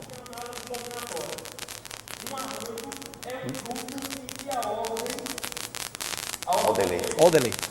Olha só, Cacá, o Baulão continua aqui e eu vejo que os alunos têm que coçar a cabeça para entender muitas coisas mesmo antes do dia da prova do Enem. Está aqui o Thales, que também é voluntário do aulão. Thales, quanto tempo se preparando? Rapaz, eu tenho me preparado há 2 anos, contando com esse ano. Ainda é um ano de experiência, ainda tem um ano que vem, que é o que vai fazer para valer, mas ainda assim é algo que deixa a gente tenso, sabe? É algo que deixa a gente nervoso. Os assuntos, das matérias envolvidas no Enem, qual você acha mais difícil? Sem dúvida nenhuma, física. Por que física? Rapaz, tem uma dificuldade muito grande de lembrar das fórmulas, são várias, a gente não sabe quais os assuntos que vai cair, então existe algo muito grande para estudar e lembrar várias fórmulas, isso é muito difícil para mim. Então tem alguma dúvida aí em relação à física, né? Claro que sim, claro que sim. Pode perguntar. Manda aí para o professor da gente. Então, professor, é o seguinte, eu quero saber, se eu não lembrar da fórmula, existe alguma dica, alguma coisa que eu possa pegar na questão, para que eu não possa perder essa questão? Então a pergunta está feita, Cacá, para os nossos professores aí, pode mandar brasa. Para quem tem problema de memória e não consegue decorar a fórmula, professor Aron, professor Sandro. Para a gente fechar rapidinho, daqui a pouquinho tem dicas de biologia, ainda hoje tem matemática no Foca no Enem. Para a gente fechar, qual é a dica então para o aluno não esquecer da fórmula? Engraçado que foi a mesma coisa que foi me perguntado quando eu estava na rádio. Exatamente a mesma coisa. Lá na Band News. Lá na Band News. Pessoal, a física, ela é como um andar de bicicleta. Você precisa praticar bastante para poder não ter tanta dificuldade. É óbvio que às vezes a pessoa passa por um lapso de memória durante a prova. Acontece. Nervosismo, etc, etc, etc. O que ajuda muito ao candidato na hora da execução da questão é ele se ligar na unidade que está sendo exatamente apresentada para ele na hora que é feita a pergunta. Essa unidade dá uma indicação de uma possível forma de ele armar exatamente a equação, caso haja necessidade. Se bem, né, Sandro, que nos últimos anos, o que a gente tem menos visto na prova de física é necessariamente uma grande aplicação de fórmulas propriamente dita.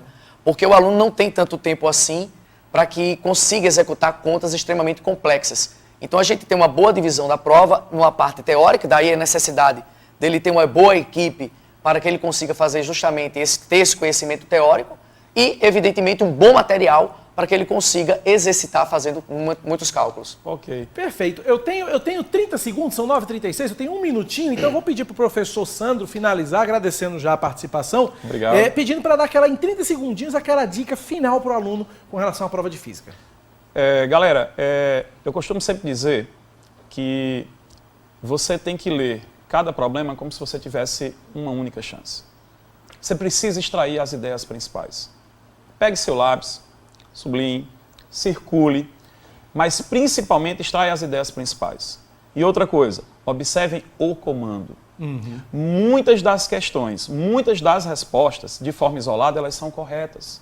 Mas apenas uma delas irá responder ao comando. Sejam objetivos, vocês têm menos de 3 minutos para fazer cada questão. Sigam essas ideias que vocês vão conseguir o objetivo. 30 segundos, professor Aron, aquela dica final. Bom, pessoal, nesse momento final eu desejar para você uma excelente prova, que você saia muito bem amanhã, que Deus abençoe você na hora da dificuldade e tenha certeza, você teve a melhor preparação no Via Medicina. Vem servir! Muito bem, obrigado professor Aron, obrigado professor Sandro. Professor Sandro garantiu já o 13º, 14º, 15º salário já. Obrigado a vocês pela participação, sucesso. São 9h37, mais um intervalinho e eu volto já já com as provas, com as dúvidas de física. Peraí, professor, segura, professor, estamos ao vivo, professor. Estamos ao vivo. Bom, é o seguinte, o programa ao vivo acontece daqui a pouquinho, biologia e matemática no Foca no Enem. Sai daí não, volto já, 9h38. 9 da manhã, 39 minutos, de volta com o nosso Foca no Enem, também no Facebook, em TV Manaíra Oficial. Lá no Facebook você compartilha a nossa live, comenta e manda sua pergunta para os nossos professores. Já já a gente fala de biologia. Mas antes, para fazer uma boa prova, preste atenção, tem gente que adota várias estratégias. Por exemplo, eu tenho uma estudante, a Eduarda Campos, que ela simplesmente abriu mão das redes sociais para poder se dedicar e focar ainda mais nos estudos. Uma outra ideia foi anotar dicas e fórmulas na parede do quarto. Ricardo Martins, mostra essa história pra gente. Eduarda tem 18 anos. Ela abriu mão de todas as redes sociais e resolveu única e exclusivamente se dedicar ao Enem. São, em média, 9 horas de estudo por dia, no cursinho e em casa. A garota quer fazer medicina e sabe que a caminhada não é fácil. Primeiro dia, assim, a gente já assustou um pouco, porque o Enem mudou, assim, de cara, a gente pode dizer assim, né? Então a gente já tá com uma expectativa, assim, ainda maior pro segundo dia, porque são, matemática, vai ter matemática, e é uma das que mais vale. Estudiosa e organizada. Na parede do quarto, a jovem detalha todos os assuntos, mas a prioridade é a área de exatas. São fórmulas, equações, tudo bem detalhado para fixar na mente. Sempre que eu tenho uma dúvida, qualquer dúvida, aí eu vou lá, eu olho pra minha parede, já tá tudo lá. Aí já facilita muito minha vida. Então, quando eu não lembro de alguma fórmula e eu tô longe da parede, ou eu vejo pelo celular, que eu já tirei foto, e fico revisando, ou então, às vezes, eu até lembro da parede. Eu fecho os olhos e lembro da parede, e o que me ajuda muito, porque aí eu já lembro da fórmula. A mãe se orgulha da dedicação da filha e está sempre apoiando. A gente fica ansioso, né? Torce que passe, que se for para a felicidade dela, que passe, se for para distante ela vai, a gente apoia. Pessoal, a organização a gente já viu que a Eduarda tem de sobra, né? Aqui algumas fórmulas, também a tabela periódica aqui ao lado, mas tem um detalhe que chama a atenção. Você nota que a banca de estudos ela é um pouco mais distante aqui da cama, né? E isso tem uma explicação. Quem vai detalhar melhor pra gente é a Eduarda. Que explicação é essa, Eduarda? Então, por causa do ritmo, a gente cansa muito. E o que acontecia? Eu ficava estudando e a cama era naquele espaço ali. Então, acabava que eu ficava muito cansada, eu olhava pra cama e eu tinha muito sono. E eu ficava com muita vontade de deitar e dormir, né? Então, eu coloquei a cama pra eu ficar estudando de costa e aí eu não vejo a cama. Então, aí diminui minha vontade de deitar. Eu tomo café, fico de costa pra cama. E aí a vontade passa um pouco. No lugar da cama eu coloquei os livros e aí se eu for olhar para o lado eu vejo livro e não cama. Então isso me ajuda também. Gostou das dicas de Eduarda? Muita atenção agora para as do professor. Na véspera da prova, o aluno tem que se preocupar com os conceitos básicos da física e trabalhar com o conceito de energia, transformações de energia, trabalhar com a ideia de sistemas conservativos, isolados, na parte de mecânica e matemática, interpretação de texto e matemática. Tomar muito cuidado com o que lê, grifar as palavras principais, os termos técnicos e a partir daí começar a montar o raciocínio dele. Com essas dicas em mente, agora é aproveitar os últimos instantes antes do Enem. Então, para quem estudou, não desejamos boa sorte, mas sim uma boa prova. Eu gostei foi da história da cama, viu? Ela já colocou a cama nas costas, o próximo passo, se a cama continuar chamando, é tirar a cama do quarto. Vai dormir na sala, muito legal. Parabéns aí, Maria Eduarda, sucesso na prova amanhã.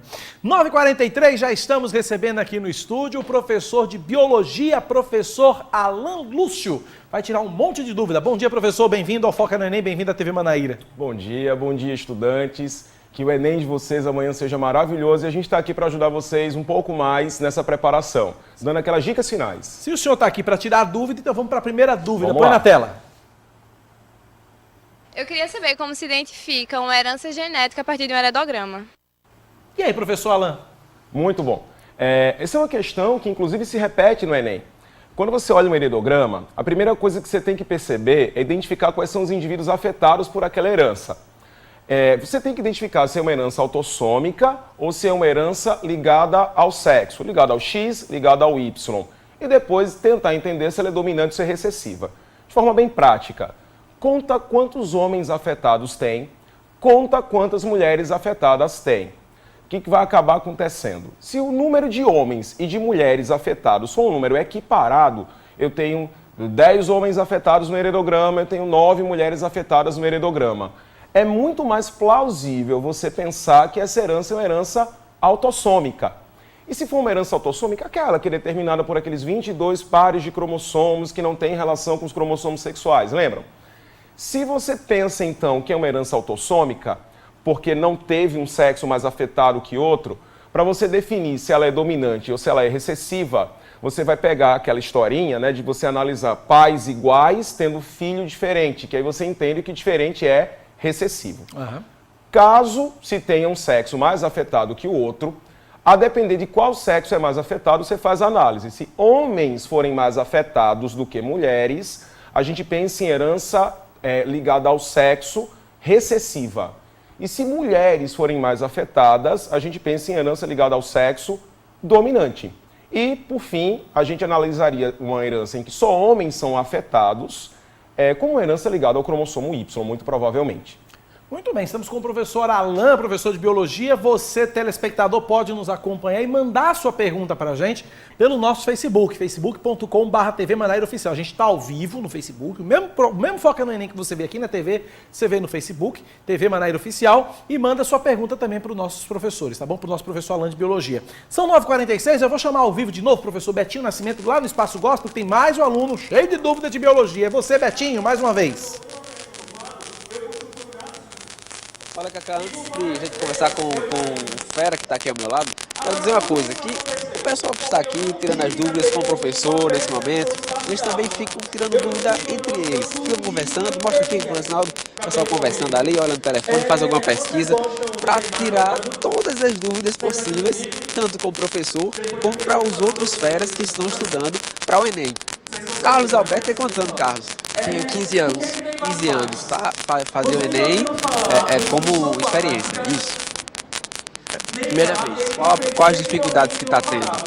Mais na área de Biologia. Por que Biologia? Eu não gosto muito não. Os nossos professores estão a postos do estúdio esperando um questionamento. Qual a sua dúvida? Qual o seu questionamento para eles? Uma dúvida que eu tenho é qual a diferença dos diplópodes e dos quilópodes. Qual é o nome disso? Diplópodes e quilópodes. Isso poderá cair no Enem? Acredito que sim. Se cair, eu vou ser sincero, eu tô lascado. Eu não vou saber nem soletrar esse nome aí.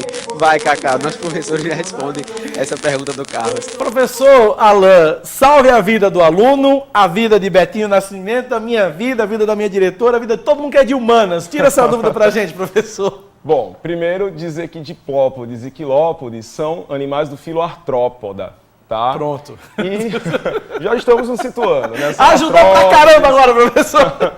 Vamos lá. Artrópodes são animais que têm patas articuladas, apêndices articulados. Os artrópodes mais famosos são os crustáceos, aquele camarãozinho, domingo na praia, Sim. Lagostinha. Certo. A gente tem os insetos, e a gente pode ter também os aracnídeos, um escorpiãozinho, uma aranhazinha. Tá. Então, nesse grupo de animais também estão inclusos os quilópodes e os diplópodes. Os mais famosos são a centopeia e a lacraia. Tem um monte de pezinho.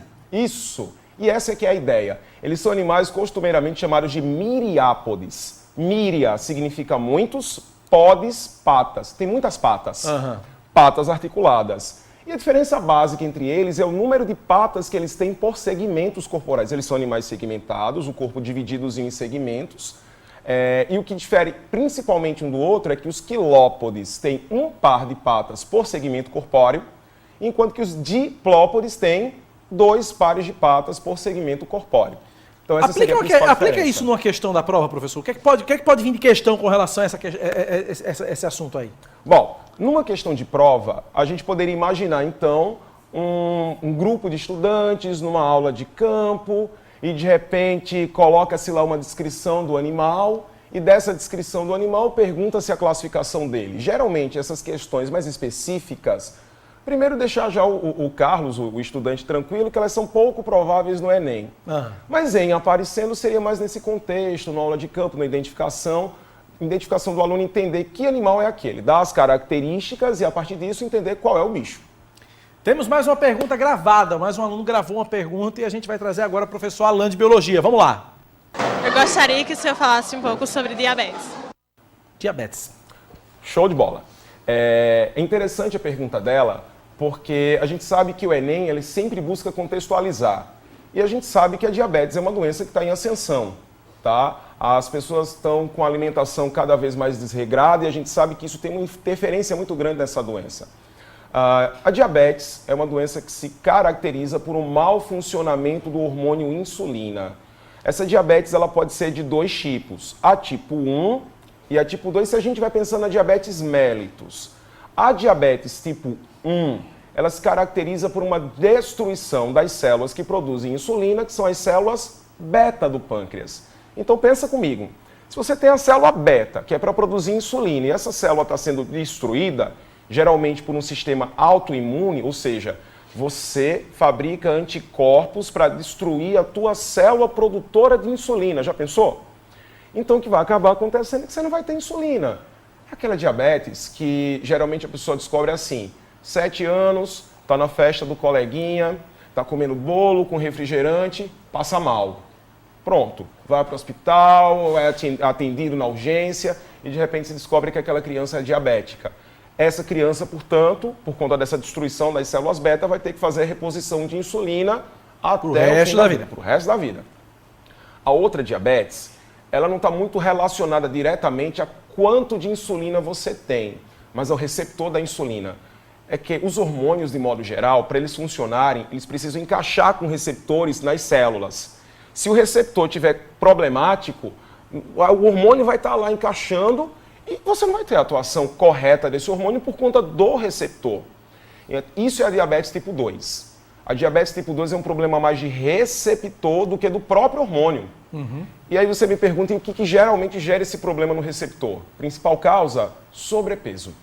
Excesso de peso. Hoje se sabe que é um dos principais fatores que faz com que o receptor da insulina não funcione adequadamente. Então você pode ter uma quantidade muito boa de insulina, mas o receptor não está funcionando adequadamente. E aí as complicações da diabetes são muitas. A gente tem desde problema de circulação, porque o excesso de açúcar no sangue... Afeta a visão também, né, professor? Afeta a visão porque esse excesso de açúcar tanto pode se transformar numa substância chamada sorbitol, que é extremamente tóxica para a retina e para o nervo óptico, como também pode gerar um entumecimento do cristalino. Cristalino é uma lente que tem aqui no olho, né? Que faz exatamente a adequação do foco da imagem. E a questão da amputação de membros, que também é causada pela diabetes, professor? Então, o que acontece em relação à amputação de membros é que o excesso de açúcar no sangue é convertido em gordura. O corpo não sabe o que fazer com aquele açúcar todo e começa a transformá-lo em lipídio. E esses lipídios começam a fazer a diminuição do espaço do vaso. O vaso começa a ficar apertado. E aí o que acontece? Você imagina a perna de uma pessoa com a circulação ruim, porque tem lipídios fazendo obstrução desse vaso. Lipídios esses que foram formados a partir do excesso de açúcar. Não chega a sangue. A circulação lá é péssima. Uma pessoa dessa leva uma topada. Uma pessoa dessa fere o pé porque estava fazendo a unha na manicure. Como é que eu vou cicatrizar aquilo se não está chegando sangue? Que o vaso está com a circulação bem pouquinha. Então daí a infecção não é controlada. A famosa gangrena, né? Daí você já viu o que dá. 9h53, temos mais perguntas de estudantes. Essa pergunta foi gravada durante a semana pela nossa equipe. Coloca pra gente. De que forma a ecologia pode ser abordada dentro das disciplinas de biologia? E aí, professor Alain? Bom, estatisticamente falando, a ecologia é o assunto mais abordado de biologia no Enem. E o que chama a atenção do aluno em relação à ecologia é principalmente em relação a 2 temas. As relações ecológicas e a questão da problemática ambiental. Então, nas relações ecológicas, há uma tendência muito forte de aparecerem gráficos, tá? Gráficos colocando, então, as relações ecológicas. E aí eu lembro que você tem que observar exatamente as populações antes da relação ecológica e as populações depois daquela relação ser implementada. Então você pode pensar, por exemplo, um indivíduo que depois que passou a viver junto com outro, ambos caíram de quantidade, ambos tiveram sua população diminuída. Você pode pensar numa competição, já que a competição é uma relação ecológica em que ambos os seres têm perdas, mesmo aquele que ganhou. Você pode ter, por exemplo, um gráfico em que o indivíduo aumentou de quantidade enquanto que o outro se manteve constante. Você pode pensar num comensalismo, tá? É o caso, por exemplo, de hienas com leões, tá? Uma hiena, a partir do momento que ela passa a comer os restos deixados pelo leão, ela vai estar bem, ela vai melhorar, ela vai ter sua população ascendendo, porque ela agora está tendo o que comer. Para o leão, que diferença faz? A hiena comeu o resto dele. É resto. Então, para o leão não faz diferença. Você pode pensar numa relação em que ambos sobem. E aí você poderia pensar numa protocooperação, naquela relação de ajuda mútua entre os seres. Já na questão da problemática ambiental, é você lembrar de problemas que são clássicos, mas que ainda assim são repetitivos. Questão de agravamento do efeito estufa, questão do buraco na camada de ozônio, questão também da poluição de rios, da poluição de mares, a questão do lixo, a questão das fontes alternativas de energia em relação à diminuição dos impactos ambientais que elas causam. Então, tudo isso o aluno tem que prestar bastante atenção e tem que ter na ponta da língua. Para a gente fechar a sua participação, temos uma última pergunta de estudante que a gente gravou. Coloca a pergunta do estudante, vamos lá. Na magnificação trófica, o que leva à floração das algas? Eu não entendi nada, mas o senhor entendeu. Então... Sim, sim. Vamos lá, professor. Então, vamos lá. Pronto, casa exatamente com o que a gente estava falando, a poluição das águas. O que acontece na magnificação trófica é exatamente o seguinte: você joga matéria orgânica, por exemplo, num rio. Vamos lá, a gente tem um rio e você jogou matéria orgânica no rio. Que matéria orgânica é essa? Esgoto. Está jogando esgoto, por exemplo, no rio. A priori você pode pensar, nossa, mas vai deixar o rio sujo. Mas vai com calma, porque aquilo dali é matéria orgânica, e quando aquela matéria orgânica for decomposta pelos seres decompositores que vivem lá, isso daí vai formar matéria inorgânica. É o ciclo da matéria. E essa matéria inorgânica, fosfatos, nitratos, isso serve de nutriente para as algas. E as algas com mais nutrientes inorgânicos, elas veem nisso uma perspectiva de proliferar. As algas proliferam, e essa proliferação das algas seria exatamente o que a gente chama de floração, a floração das algas. No caso aí, só a questão da magnificação trófica seria o seguinte: quando você pensa na magnificação trófica que ela falou, que teria relação com as algas, né? A relação não seria bem da magnificação, seria da eutrofização, que é o que eu falei agora, tá? A magnificação trófica já seria um outro problema ambiental. Esse outro problema ambiental, diferente desse que eu te falei agora, que é a eutrofização, é a questão do acúmulo de poluentes não biodegradáveis. Como o próprio nome já denuncia, é um poluente que não é degradável por um ser vivo, não é biodegradável.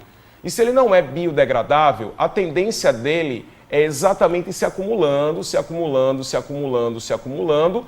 E quando você pega, por exemplo, um nível trófico, um indivíduo que está numa cadeia alimentar e ele está lá na última posição, a tendência é que esse poluente, já que vai se acumulando, estar nele em uma maior concentração, e a gente sabe que isso traz riscos a esse indivíduo. Eu digo um exemplo interessante, você pega, por exemplo, um peixe que você está comendo.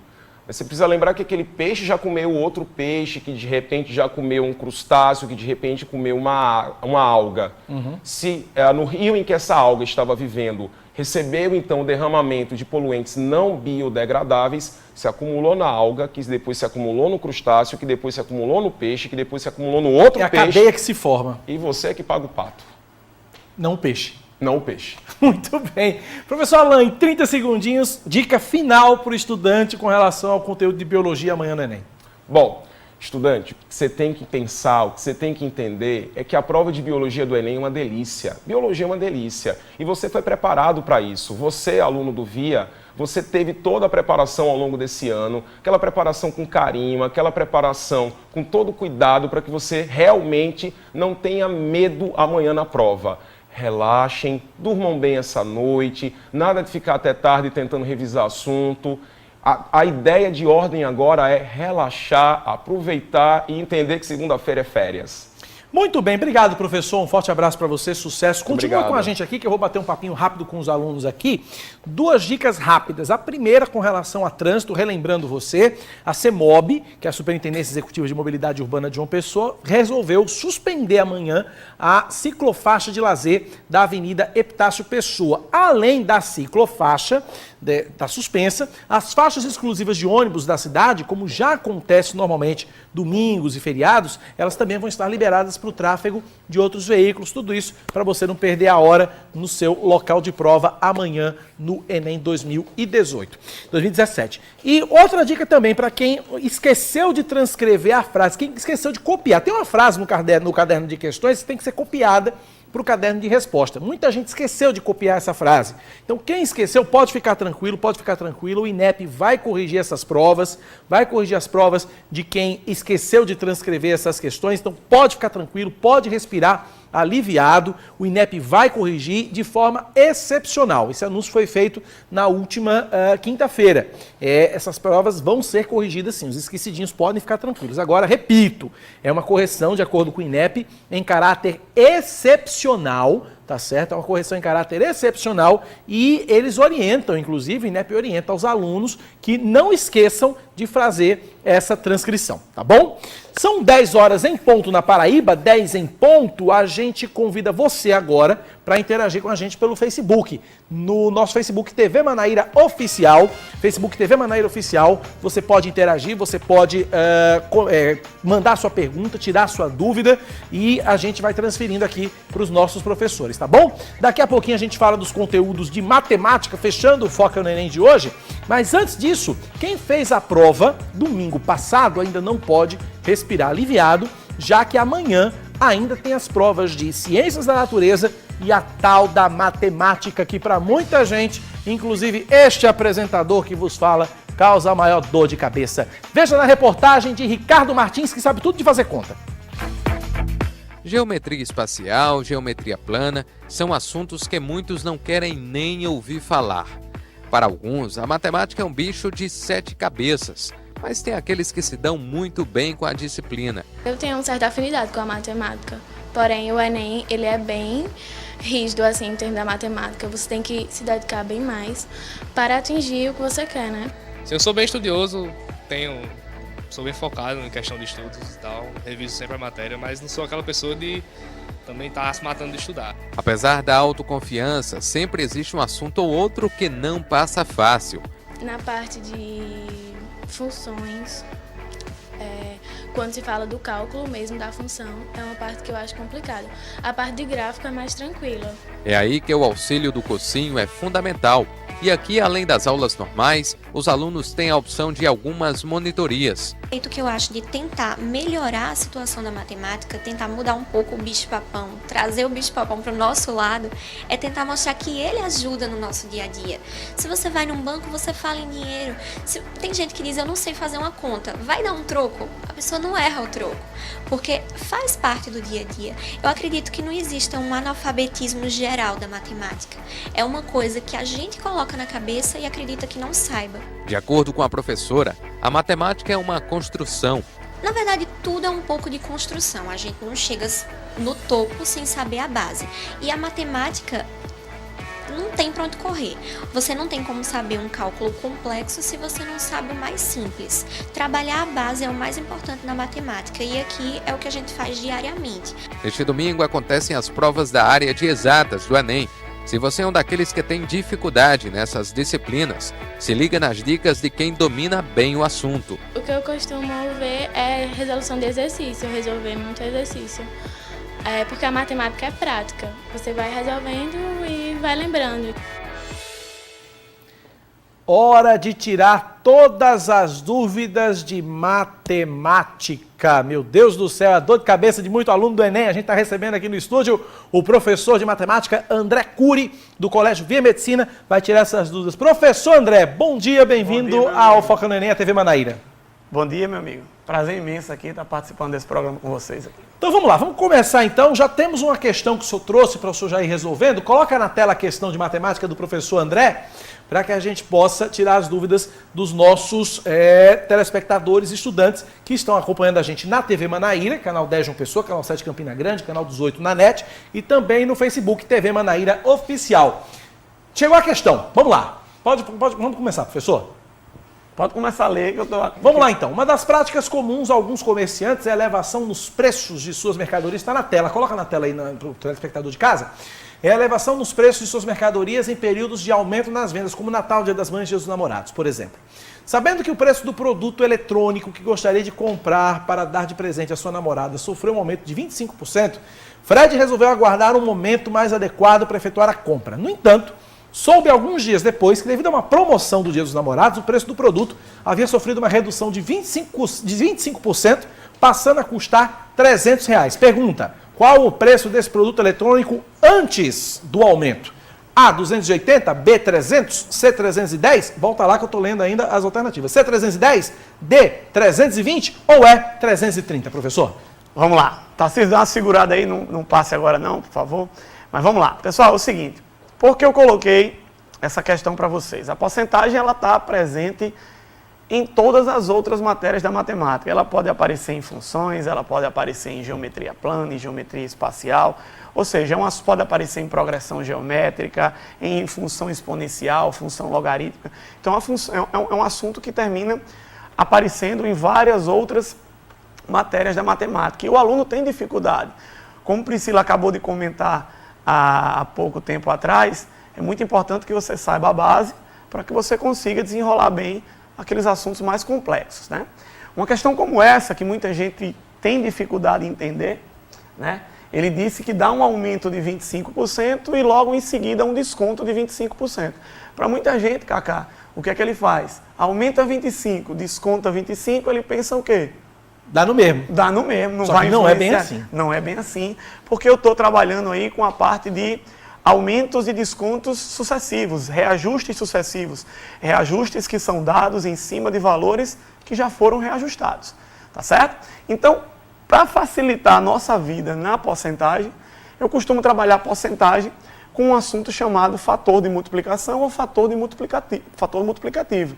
Eu acho mais simples, eu acho mais objetivo do que trabalhar com a simples regra de 3, tá certo? Pode passar, meu amigo. Tá Agora, certo. antes que o senhor passe, professor, me chamou a atenção a redação da pergunta. Volta lá, Tatá, por favor, a pergunta na pergunta, porque fizeram uma redação gigante para perguntar simplesmente o seguinte: o produto aumentou 25%, depois ele baixou 25%. Quanto era o produto antes do aumento? A pergunta poderia ter sido simples assim, mas eles fizeram essa redação todinha para complicar a vida do aluno. Dá uma dica para o aluno poder pegar os pontos principais dessa questão e desenrolar na prova e ganhar tempo, já que é uma média de 3 minutos por questão amanhã. É verdade. O ideal é que você marque aquelas partes mais importantes. No caso aqui, o que merece um destaque especial é o aumento de 25%, o desconto de 25%. E o mais importante, esse R$300, você saber que ele é o valor final, né?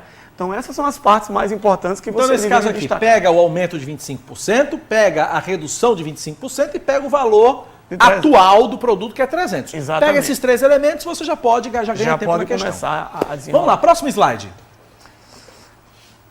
Pode passar para o próximo slide. Conceitos de porcentagem, Pronto. fator multiplicativo. Essa, para ficar até melhor, pode fechar a tela, passar ela todinha, e aí eu vou comentando quando a tela estiver toda completa. Pode passar tudo aí, para não ter que ficar pedindo para... Aumento, desconto percentual do valor, certo. Vamos lá, pode deixar aí. É o seguinte, então se você quiser dar um aumento de 8%, tá certo? O que é que você faz? Multiplica por 1,08, tá certo? Quer dar uma redução de 8%, multiplica por 0,92. É 100 menos 8 dá 92. Perfeitamente. Então, 100% menos 8% dá 92%. 92% é 92 por 100, que dá 0,92. Aumento de 15, multiplica por 1,15. Aumento de 20, multiplica por 1,20. Aumento de 47, multiplica por 1,47. Agora vamos para as reduções. Desconto de 15, 100 menos 15, 85. Multiplica por 0,85. Desconto de 20, 100 menos 20, 80. Multiplica por 0,80. Desconto de 47, 100 menos 47, 53, multiplica por 0,53. Na questão, foi um aumento de 25 e uma redução de 25. Então, aumento de 25 multiplica por 1,25. Desconto de 25, 100 menos 25, 75, multiplica por 0,75. Tá certo? Pode passar, Tatá. Isso, agora, enquanto o senhor explicava, eu peguei e tirei foto aqui da tabelinha, porque isso é muito do nosso dia a dia. Com certeza. É muito do nosso dia a dia quando a gente fala o seguinte, olha, o número, por exemplo, eu faço programa policial aqui, então a gente tem, o número de homicídios aumentou de 50 para 250, Deus o livre guarde. Mas qual o percentual disso? Então a gente já pode usar essa tabelinha, já é uma ajuda já para a gente. Às vezes você chega numa loja, aí toda a loja com 20% de desconto.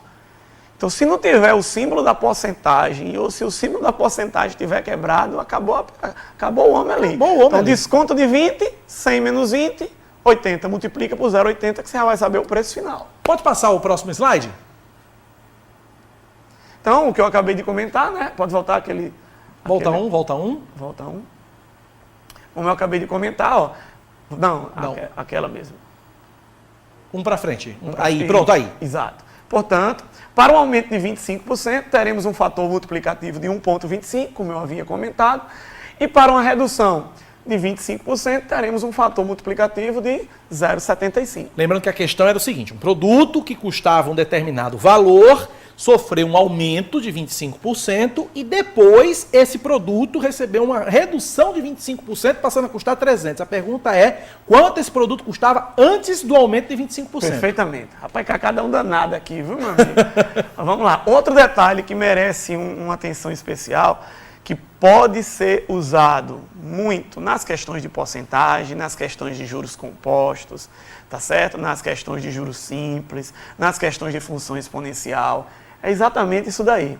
Sempre você vai pegar o valor inicial vezes o fator multiplicativo, se tiver só um fator de multiplicativo. Se tiverem dois, e assim por diante, que vai chegar a esse valor final. Esse valor final na matemática financeira é chamado de montante, tá certo? Então, sendo que a questão, tá certo? É mencionado que existia um valor inicial, vamos chamar de P esse valor inicial, tá certo? E que ele sofreu um aumento de 25 e em seguida uma redução de 25. Pode passar, Tata. Então vamos lá. Então o que eu acabei de falar, valor inicial vezes o fator multiplicativo, que vai dar o valor final. O valor inicial é que a gente precisa descobrir. Vai dar um aumento de 25, depois uma redução de 25, chegando ao valor final. Dá uma segurada. Então o valor inicial... O valor inicial é o que a gente está querendo saber. Exatamente, que eu vou chamar de P. Aí aqui o aumento de 25% é 1,25. Exato. Depois a redução de 25, a gente dá 0,75, que é 100 menos 25. Perfeitamente. E o valor final, que é 300, que é o que a gente sabe. A gente quer saber o valor inicial. Uma dica também, que eu poderia colocar para vocês aqui, que muita gente pensa que na prova do Enem não acontece de trabalhar multiplicação com números decimais. E muita gente tem dificuldade. E muitas vezes leva tempo para você fazer esse tipo de questão. O que é que eu aconselho? Uma questão como essa, o ideal é que você colocasse para a forma de fração. Tá certo? Eu não coloquei aqui para trabalhar de uma maneira mais objetiva. Mas 1,25 é a mesma coisa que 5 sobre 4. E o 0,75, 3 sobre 4. Você trabalhando com fração, você tem menos risco de errar, tá certo? Você consegue fazer algumas simplificações e, terminando, você consegue resolver a questão de uma maneira mais rápida, tá certo? Então, como está 1,25 multiplicando por 0,75, para dar 300, eu vou passar esses dois valores dividindo, tá certo? Pode passar mais um. Realizando essa divisão, você vai chegar a um valor inicial de 320. O valor era 320, o valor inicial era 320. Primeiro sofreu uma redução de 25%, um aumento de 25%, depois uma redução de 25% e o produto chegou a 300. Agora eu queria fazer uma pergunta para o meu amigo Tatá. Pode voltar. Volta uma lá. Volta aí, mais pronto. Esse meu amigo Tatá desenrola. Pode deixar. Se eu mudasse a ordem aí, eu primeiro desse uma redução de 25% e depois desse um aumento de 25%, mudaria em alguma coisa? Bom, nosso Tatá Timóteo lá em cima diz que não saberia responder. Eu arriscaria, eu sou enxerido, eu arriscaria o seguinte: na multiplicação a gente tem a regra da ordem dos fatores que não altera o produto. Isso é demais, meu amigo. Então, é demais. Tanto faz. Na hora que você tem aumentos sucessivos, aumento de 25, desconto de 25... Eu preciso aqui, professor, minha diretora, eu tenho ódio de tu, cara. A ordem dos fatores não altera. Então muita gente pensa, aumentou 25, descontou 25, é diferente de descontar 25 e aumentar 25. Não, porque essas porcentagens, esses reajustes, são transformados em fatores de multiplicação e a ordem dos fatores não altera o resultado. Brilhante, meu amigo. Brilhante. Muito bom. Vamos lá, tem uma pergunta no Facebook. O Assis Macedo, ele pergunta o seguinte: o professor não trouxe a bola de cristal aqui. A pergunta é a seguinte: Gostaria de saber do professor de matemática o que cai na parte de trigonometria. Mas, lógico, como o senhor não trouxe bola de cristal... Não, mas aí Mas o senhor poderia falar um pouquinho sobre a área de trigonometria na prova de amanhã? Sim. Ó, trigonometria não é uma matéria muito forte no Enem, né? Mas, de vez em quando aparece. Então, se eu fosse lhe dar uma dica aí do que é que você deveria dar uma lembrada, uma estudada nessa reta final, era principalmente a trigonometria nos triângulos retângulos. Tá certo? Se você tiver um ainda, André, eu gosto de ser bem, eu sou muito preocupado, então eu queria estudar um pouco mais além disso. Então vá um pouquinho para a lei dos senos e lei dos cossenos. Mas eu acreditaria que no Enem seria mais provável aparecer a trigonometria nos triângulos retângulos. Pergunta de aluno, pergunta gravada, coloca aí, pergunta de matemática. Como eu vou saber quando usar a fórmula da soma infinita? E aí, professor? Soma infinita, né? A soma infinita, também chamada de limite da soma, ela pode ser usada quando a razão estiver entre -1 e 1, tá certo? Mas normalmente, na grande maioria das vezes, vão aparecer questões que a razão ela está entre 0 e 1. Então, esses são os tipos de progressões geométricas que você vai poder encontrar a soma infinita, ou também chamado de limite da soma. Mais uma pergunta de estudante, gravada aqui durante a semana pela nossa equipe. Coloca pra gente. Em geometria espacial, volume e altura são grandezas diretamente proporcionais? E aí, professor? Vamos lá, muito boa pergunta. Em cilindros e prismas, sim, volume e altura são grandezas diretamente proporcionais, tá certo? Metade da altura é metade do volume. 1/3 da altura é 1/3 do volume. 3/4 da altura, 3/4 do volume e assim por diante. Já em cones e pirâmides, isso não acontece. Aí você vai ter que usar aquela relação de Vzão por Vzinho é igual a Hzão por Hzinho elevado ao cubo. Mais uma pergunta, coloca. Meu nome é Giovana, sou aluna do cursinho no Via Medicina e a minha dúvida relacionada ao Enem é qual parte da matemática financeira eu devo estudar mais para aplicar na prova. E aí, onde é que ela deve se dedicar mais? Vamos lá. A parte da matemática financeira, por incrível que pareça, a parte mais difícil e a parte que cai mais é a parte de juros compostos, tá certo? Só que, se aparecer juros simples, mesmo sendo mais simples, as pessoas têm um pouco mais de dificuldade por não cair tanto. Então, eu deixaria a dica do juros simples. O juros simples é um tipo de juros que você pode pegar a taxa e multiplicar pelo tempo. Então, se forem 10 meses a uma taxa de 3%, você pode pegar 3% vezes 10, que dá o quê? 30%. E aumento de 30 multiplica por quanto? 1,30. Já, se fosse juros compostos, aumento de 3% multiplica por 1,03. Como é juros compostos, eu ia multiplicar por 1,03 10 vezes. Para a gente fechar a participação do professor André Cury aqui no Foca do Enem, eu tenho o Betinho Nascimento mais uma vez ao vivo lá no Espaço Gospel com perguntas para o senhor, professor. Fala, Betinho, dúvida de matemática agora.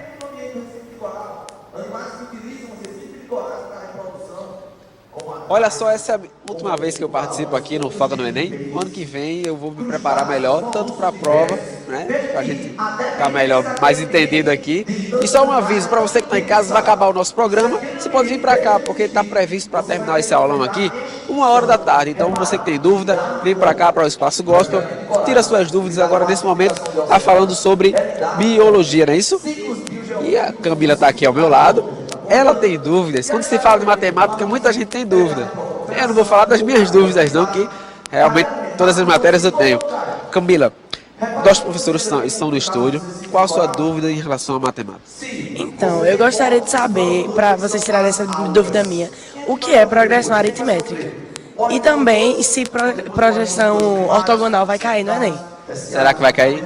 Então, eu não sei, eu estudei bastante e eu queria saber se isso vai cair. É a primeira vez que você participa do Enem? É a primeira vez. Então, obrigado, Camila, boa sorte amanhã, boa sorte ao pessoal que está assistindo aqui também, boa sorte para mim, e aí tá a dúvida da Camila para vocês do estúdio tirar essa dúvida dela. Valeu, Betinho, direto do Espaço Gospel lá na Avenida Rui Carneiro. Professor, o pessoal achou que o senhor trouxe bola de cristal, professor, responde aí as dúvidas da estudante. Vamos lá. A projeção ortogonal, o tempo foi curto, né, porque não deu para a gente resolver mais questões, mas a projeção ortogonal é uma forte candidata aí a aparecer na prova, né? Aparece quase todos os anos em uma questão. Em relação à progressão aritmética, e aí foi bacana eu ter acabado de falar em juros simples, né? A progressão aritmética é uma sequência de números onde cada termo é a média aritmética do termo da frente com o termo de trás. Isso acontece de que maneira? Quando a variação entre dois termos consecutivos é sempre a mesma. Exemplo, 2, 4, 6, 8, 10, 12. Isso é uma progressão aritmética que varia sempre o quê? De 2. A razão dessa PA é igual a 2. O juro simples é um exemplo também de função do primeiro grau e de progressão aritmética. Professor André, muito obrigado pela sua presença aqui no Foca no Enem. Um forte abraço. 30 segundinhos para aquela dica final para o estudante. A minha dica aí final não é relacionada à matemática, é relacionada ao seu estado emocional, né? O estado emocional é fundamental para que você faça uma boa prova. Então, eu sempre coloco o quê? No dia que vocês acordarem, amanhã, quando vocês acordarem, pensar em coisas positivas, tá certo? Porque energias positivas trazem coisas positivas. Botar aquela música que lhe deixa empolgado, tá certo? Aquela música que lhe deixa confiante. O nervosismo ele vai ter. Você vai ter que só saber administrar esse nervosismo. Tá certo, galera? Boa prova e sucesso. É verdade, boa prova e não boa sorte, né? Porque sorte só para quem estudou. Para quem vai chutar, né? Porque sorte é chute e Enem não é chute, é conhecimento mesmo. Fica aqui com a gente, professor André. Deixa eu chamar o professor Clício aqui com a gente. Professor Clício que é diretor do... Por aqui mesmo. Professor Clício, diretor do Colégio Via Medicina. Olá, Cacá. Parceiraço aqui da TV Manaíra no nosso Foca no Enem. Só seu recado aí para os estudantes, para os nossos telespectadores que estão acompanhando o Foca no Enem. A primeira coisa que eu preciso desejar realmente é boa prova, Cacá. Todos os nossos alunos estão extremamente preparados, eles vêm fazendo um trabalho que é anual, desde o dia 8 de janeiro eles já começaram esse trabalho e encerramos agora, nessa sexta-feira, e com essa grande revisão, foi um fechamento sensacional com essa equipe que é vitoriosa. Meu pensamento para vocês é cheguem lá com atitude vencedora, vocês estão extremamente preparados, são extremamente competitivos e vão ter um desempenho fantástico, como já tiveram na semana passada. Eu tive um feedback muito grande dos alunos. Muito bom. E eles disseram que foi sensacional. Então eu desejo sorte para todos, para aqueles que são do Via Medicina e para aqueles que não fizeram o Via. Eu também desejo muito boa sorte para todos que estejam participando desse processo, porque eu sei que é um processo muito duro e difícil. Eu queria também informar a todos em relação ao nosso colégio, que é um colégio diferenciado, que trabalha com a proposta de Enem desde o 9º ano. Né? Então nós estamos com o 9º ano que já é focado num direcionamento muito direcionado. Ou seja, o nome do programa não poderia ser melhor. Foca no Enem, porque o Via Medicina é focado no Enem. A preparação, para você ter uma ideia, no Via Medicina nós temos uma carga horária extracurricular de 12 horas de aula a mais só para preparar o aluno para o Enem, desde o 9º ano. Isso é um diferencial muito grande. O nosso 3º ano ele começa com um horário completamente atípico. Por quê? Ele vai de 8 horas da manhã até as 10 horas da noite. O aluno assiste a aula a partir das 8 horas da manhã. À tarde ele tem uma assessoria com alunos que passaram nas primeiras colocações de medicina e eles vão organizar o estudo desse aluno, organizar os horários, o planejamento, e à noite ele ainda tem o cursinho pré-vestibular que funciona como um centro de cursos isolados. Então, se o aluno tem dificuldade de matemática, ele vai para a noite de matemática. Se tem dificuldade de física, ele vai para a noite de física. Então, eu termino pegando o dia dele de 8 horas da manhã até as 10h30 da noite. Agora, amanhã, o aluno Via Medicina que chegar nos locais de prova amanhã, nos principais locais de prova de João Pessoa, qual vai ser o suporte, qual vai ser o apoio que ele vai encontrar lá do Via Medicina? Nós nos preocupamos muito com a preparação que tem que acontecer desde o início até o final. E essa preparação no final é o apoio que os alunos precisam no dia da prova, que é um abraço de um professor, o abraço do diretor. De repente, uma caneta. Na semana passada, uma aluna chegou para mim e disse: Clício, eu preciso de uma caneta. Lembrando que a caneta é preta, de tinta preta, transparente. Exato. Não adianta usar outra cor, que vai ter problema na hora de leitura ótica. Com certeza. Tem tinta preta, né? Corre o risco de perder a questão. Então, o aluno... Esferográfica, boa, professor. Vem cá, professor André, chega para cá também, fica aqui com a gente também aqui. Esferográfica, não pode ser ponta por nós, o professor André lembra bem. Então, a aluna me procurou perguntando: Clício, me consegue uma caneta? Eu cheguei: por quê? Não, porque eu só tenho 5 e de repente pode falhar. Eu disse: minha querida, se falhar, sai da sala, porque não era para ser. Mesmo assim, ela recebeu esse suporte da caneta, que eu achei interessante isso, para comentar. Então, e haja caneta para responder as questões de matemática, né, professor? Acaba rápido. Então, todos vocês que estiverem precisando de apoio, não se preocupe, sendo aluno do VIA ou não, nós estaremos lá dando apoio nos principais pontos de prova, como a Universidade, a Maurício de Nassau, o Colégio GEL na Rui Carneiro, e entre outros pontos, nós estaremos lá extremamente receptivos para ajudar o candidato, seja ele qual for, nesse momento que nós sabemos que é um momento muito difícil. Agora vamos lá, vamos localizar o nosso telespectador, o nosso estudante, onde fica o Via Medicina, os contatos, todos os contatos aí já para 2018, já avisando o Enem 2018, professor. Nosso colégio ele fica localizado há mais de 12 anos na Avenida Epitácio Pessoa, quase em frente ao Clube Cabo Branco, né, na descida ali. E é um colégio muito bem estruturado para que o aluno passe o dia inteiro lá. Pra você ter uma ideia, nossos alunos, eles têm armário individual para guardar os objetos, já que vão passar o dia inteiro. E existe um bistrô lá para o aluno tomar café da manhã, almoçar e jantar. Muito bom. Então há uma estrutura muito boa. Vocês podem entrar em contato com a gente diretamente pelas redes sociais ou pela página do Via Medicina, que é o Via Medicina Colégio Curso. Vocês vão encontrar todas as informações para matrícula ou para qualquer tipo de dúvida. Tem o telefone que já está na tela, 3226-5780. Exato. É o contato que nós fazemos direto, principalmente para as informações, que nessa hora ela acontece com intensidade muito grande. Uma observação importante é que nós temos vagas muito restritas.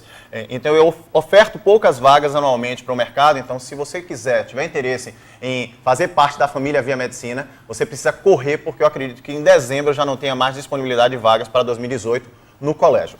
3226-5780 é o telefone do Via Medicina. Obrigado, professores. Obrigado. Ponto final no Foca do Enem. A gente fica aqui na torcida para que você faça aquela super prova para que você arrebente. Fique tranquilo, cabeça fria, cabeça no lugar e não esqueça na hora da prova, na hora de abrir o caderno de resposta, na hora de abrir o caderno de provas e responder as questões, não esqueça que Jesus é o cara e tudo dá certo. Boa prova para você. Obrigado em nome do Sistema Opinião ao Via Medicina, Colégio e Curso. Obrigado pela parceria e até o próximo ano com mais um Foca do Enem. Valeu, gente. Tchau, tchau. Gente. Boa prova.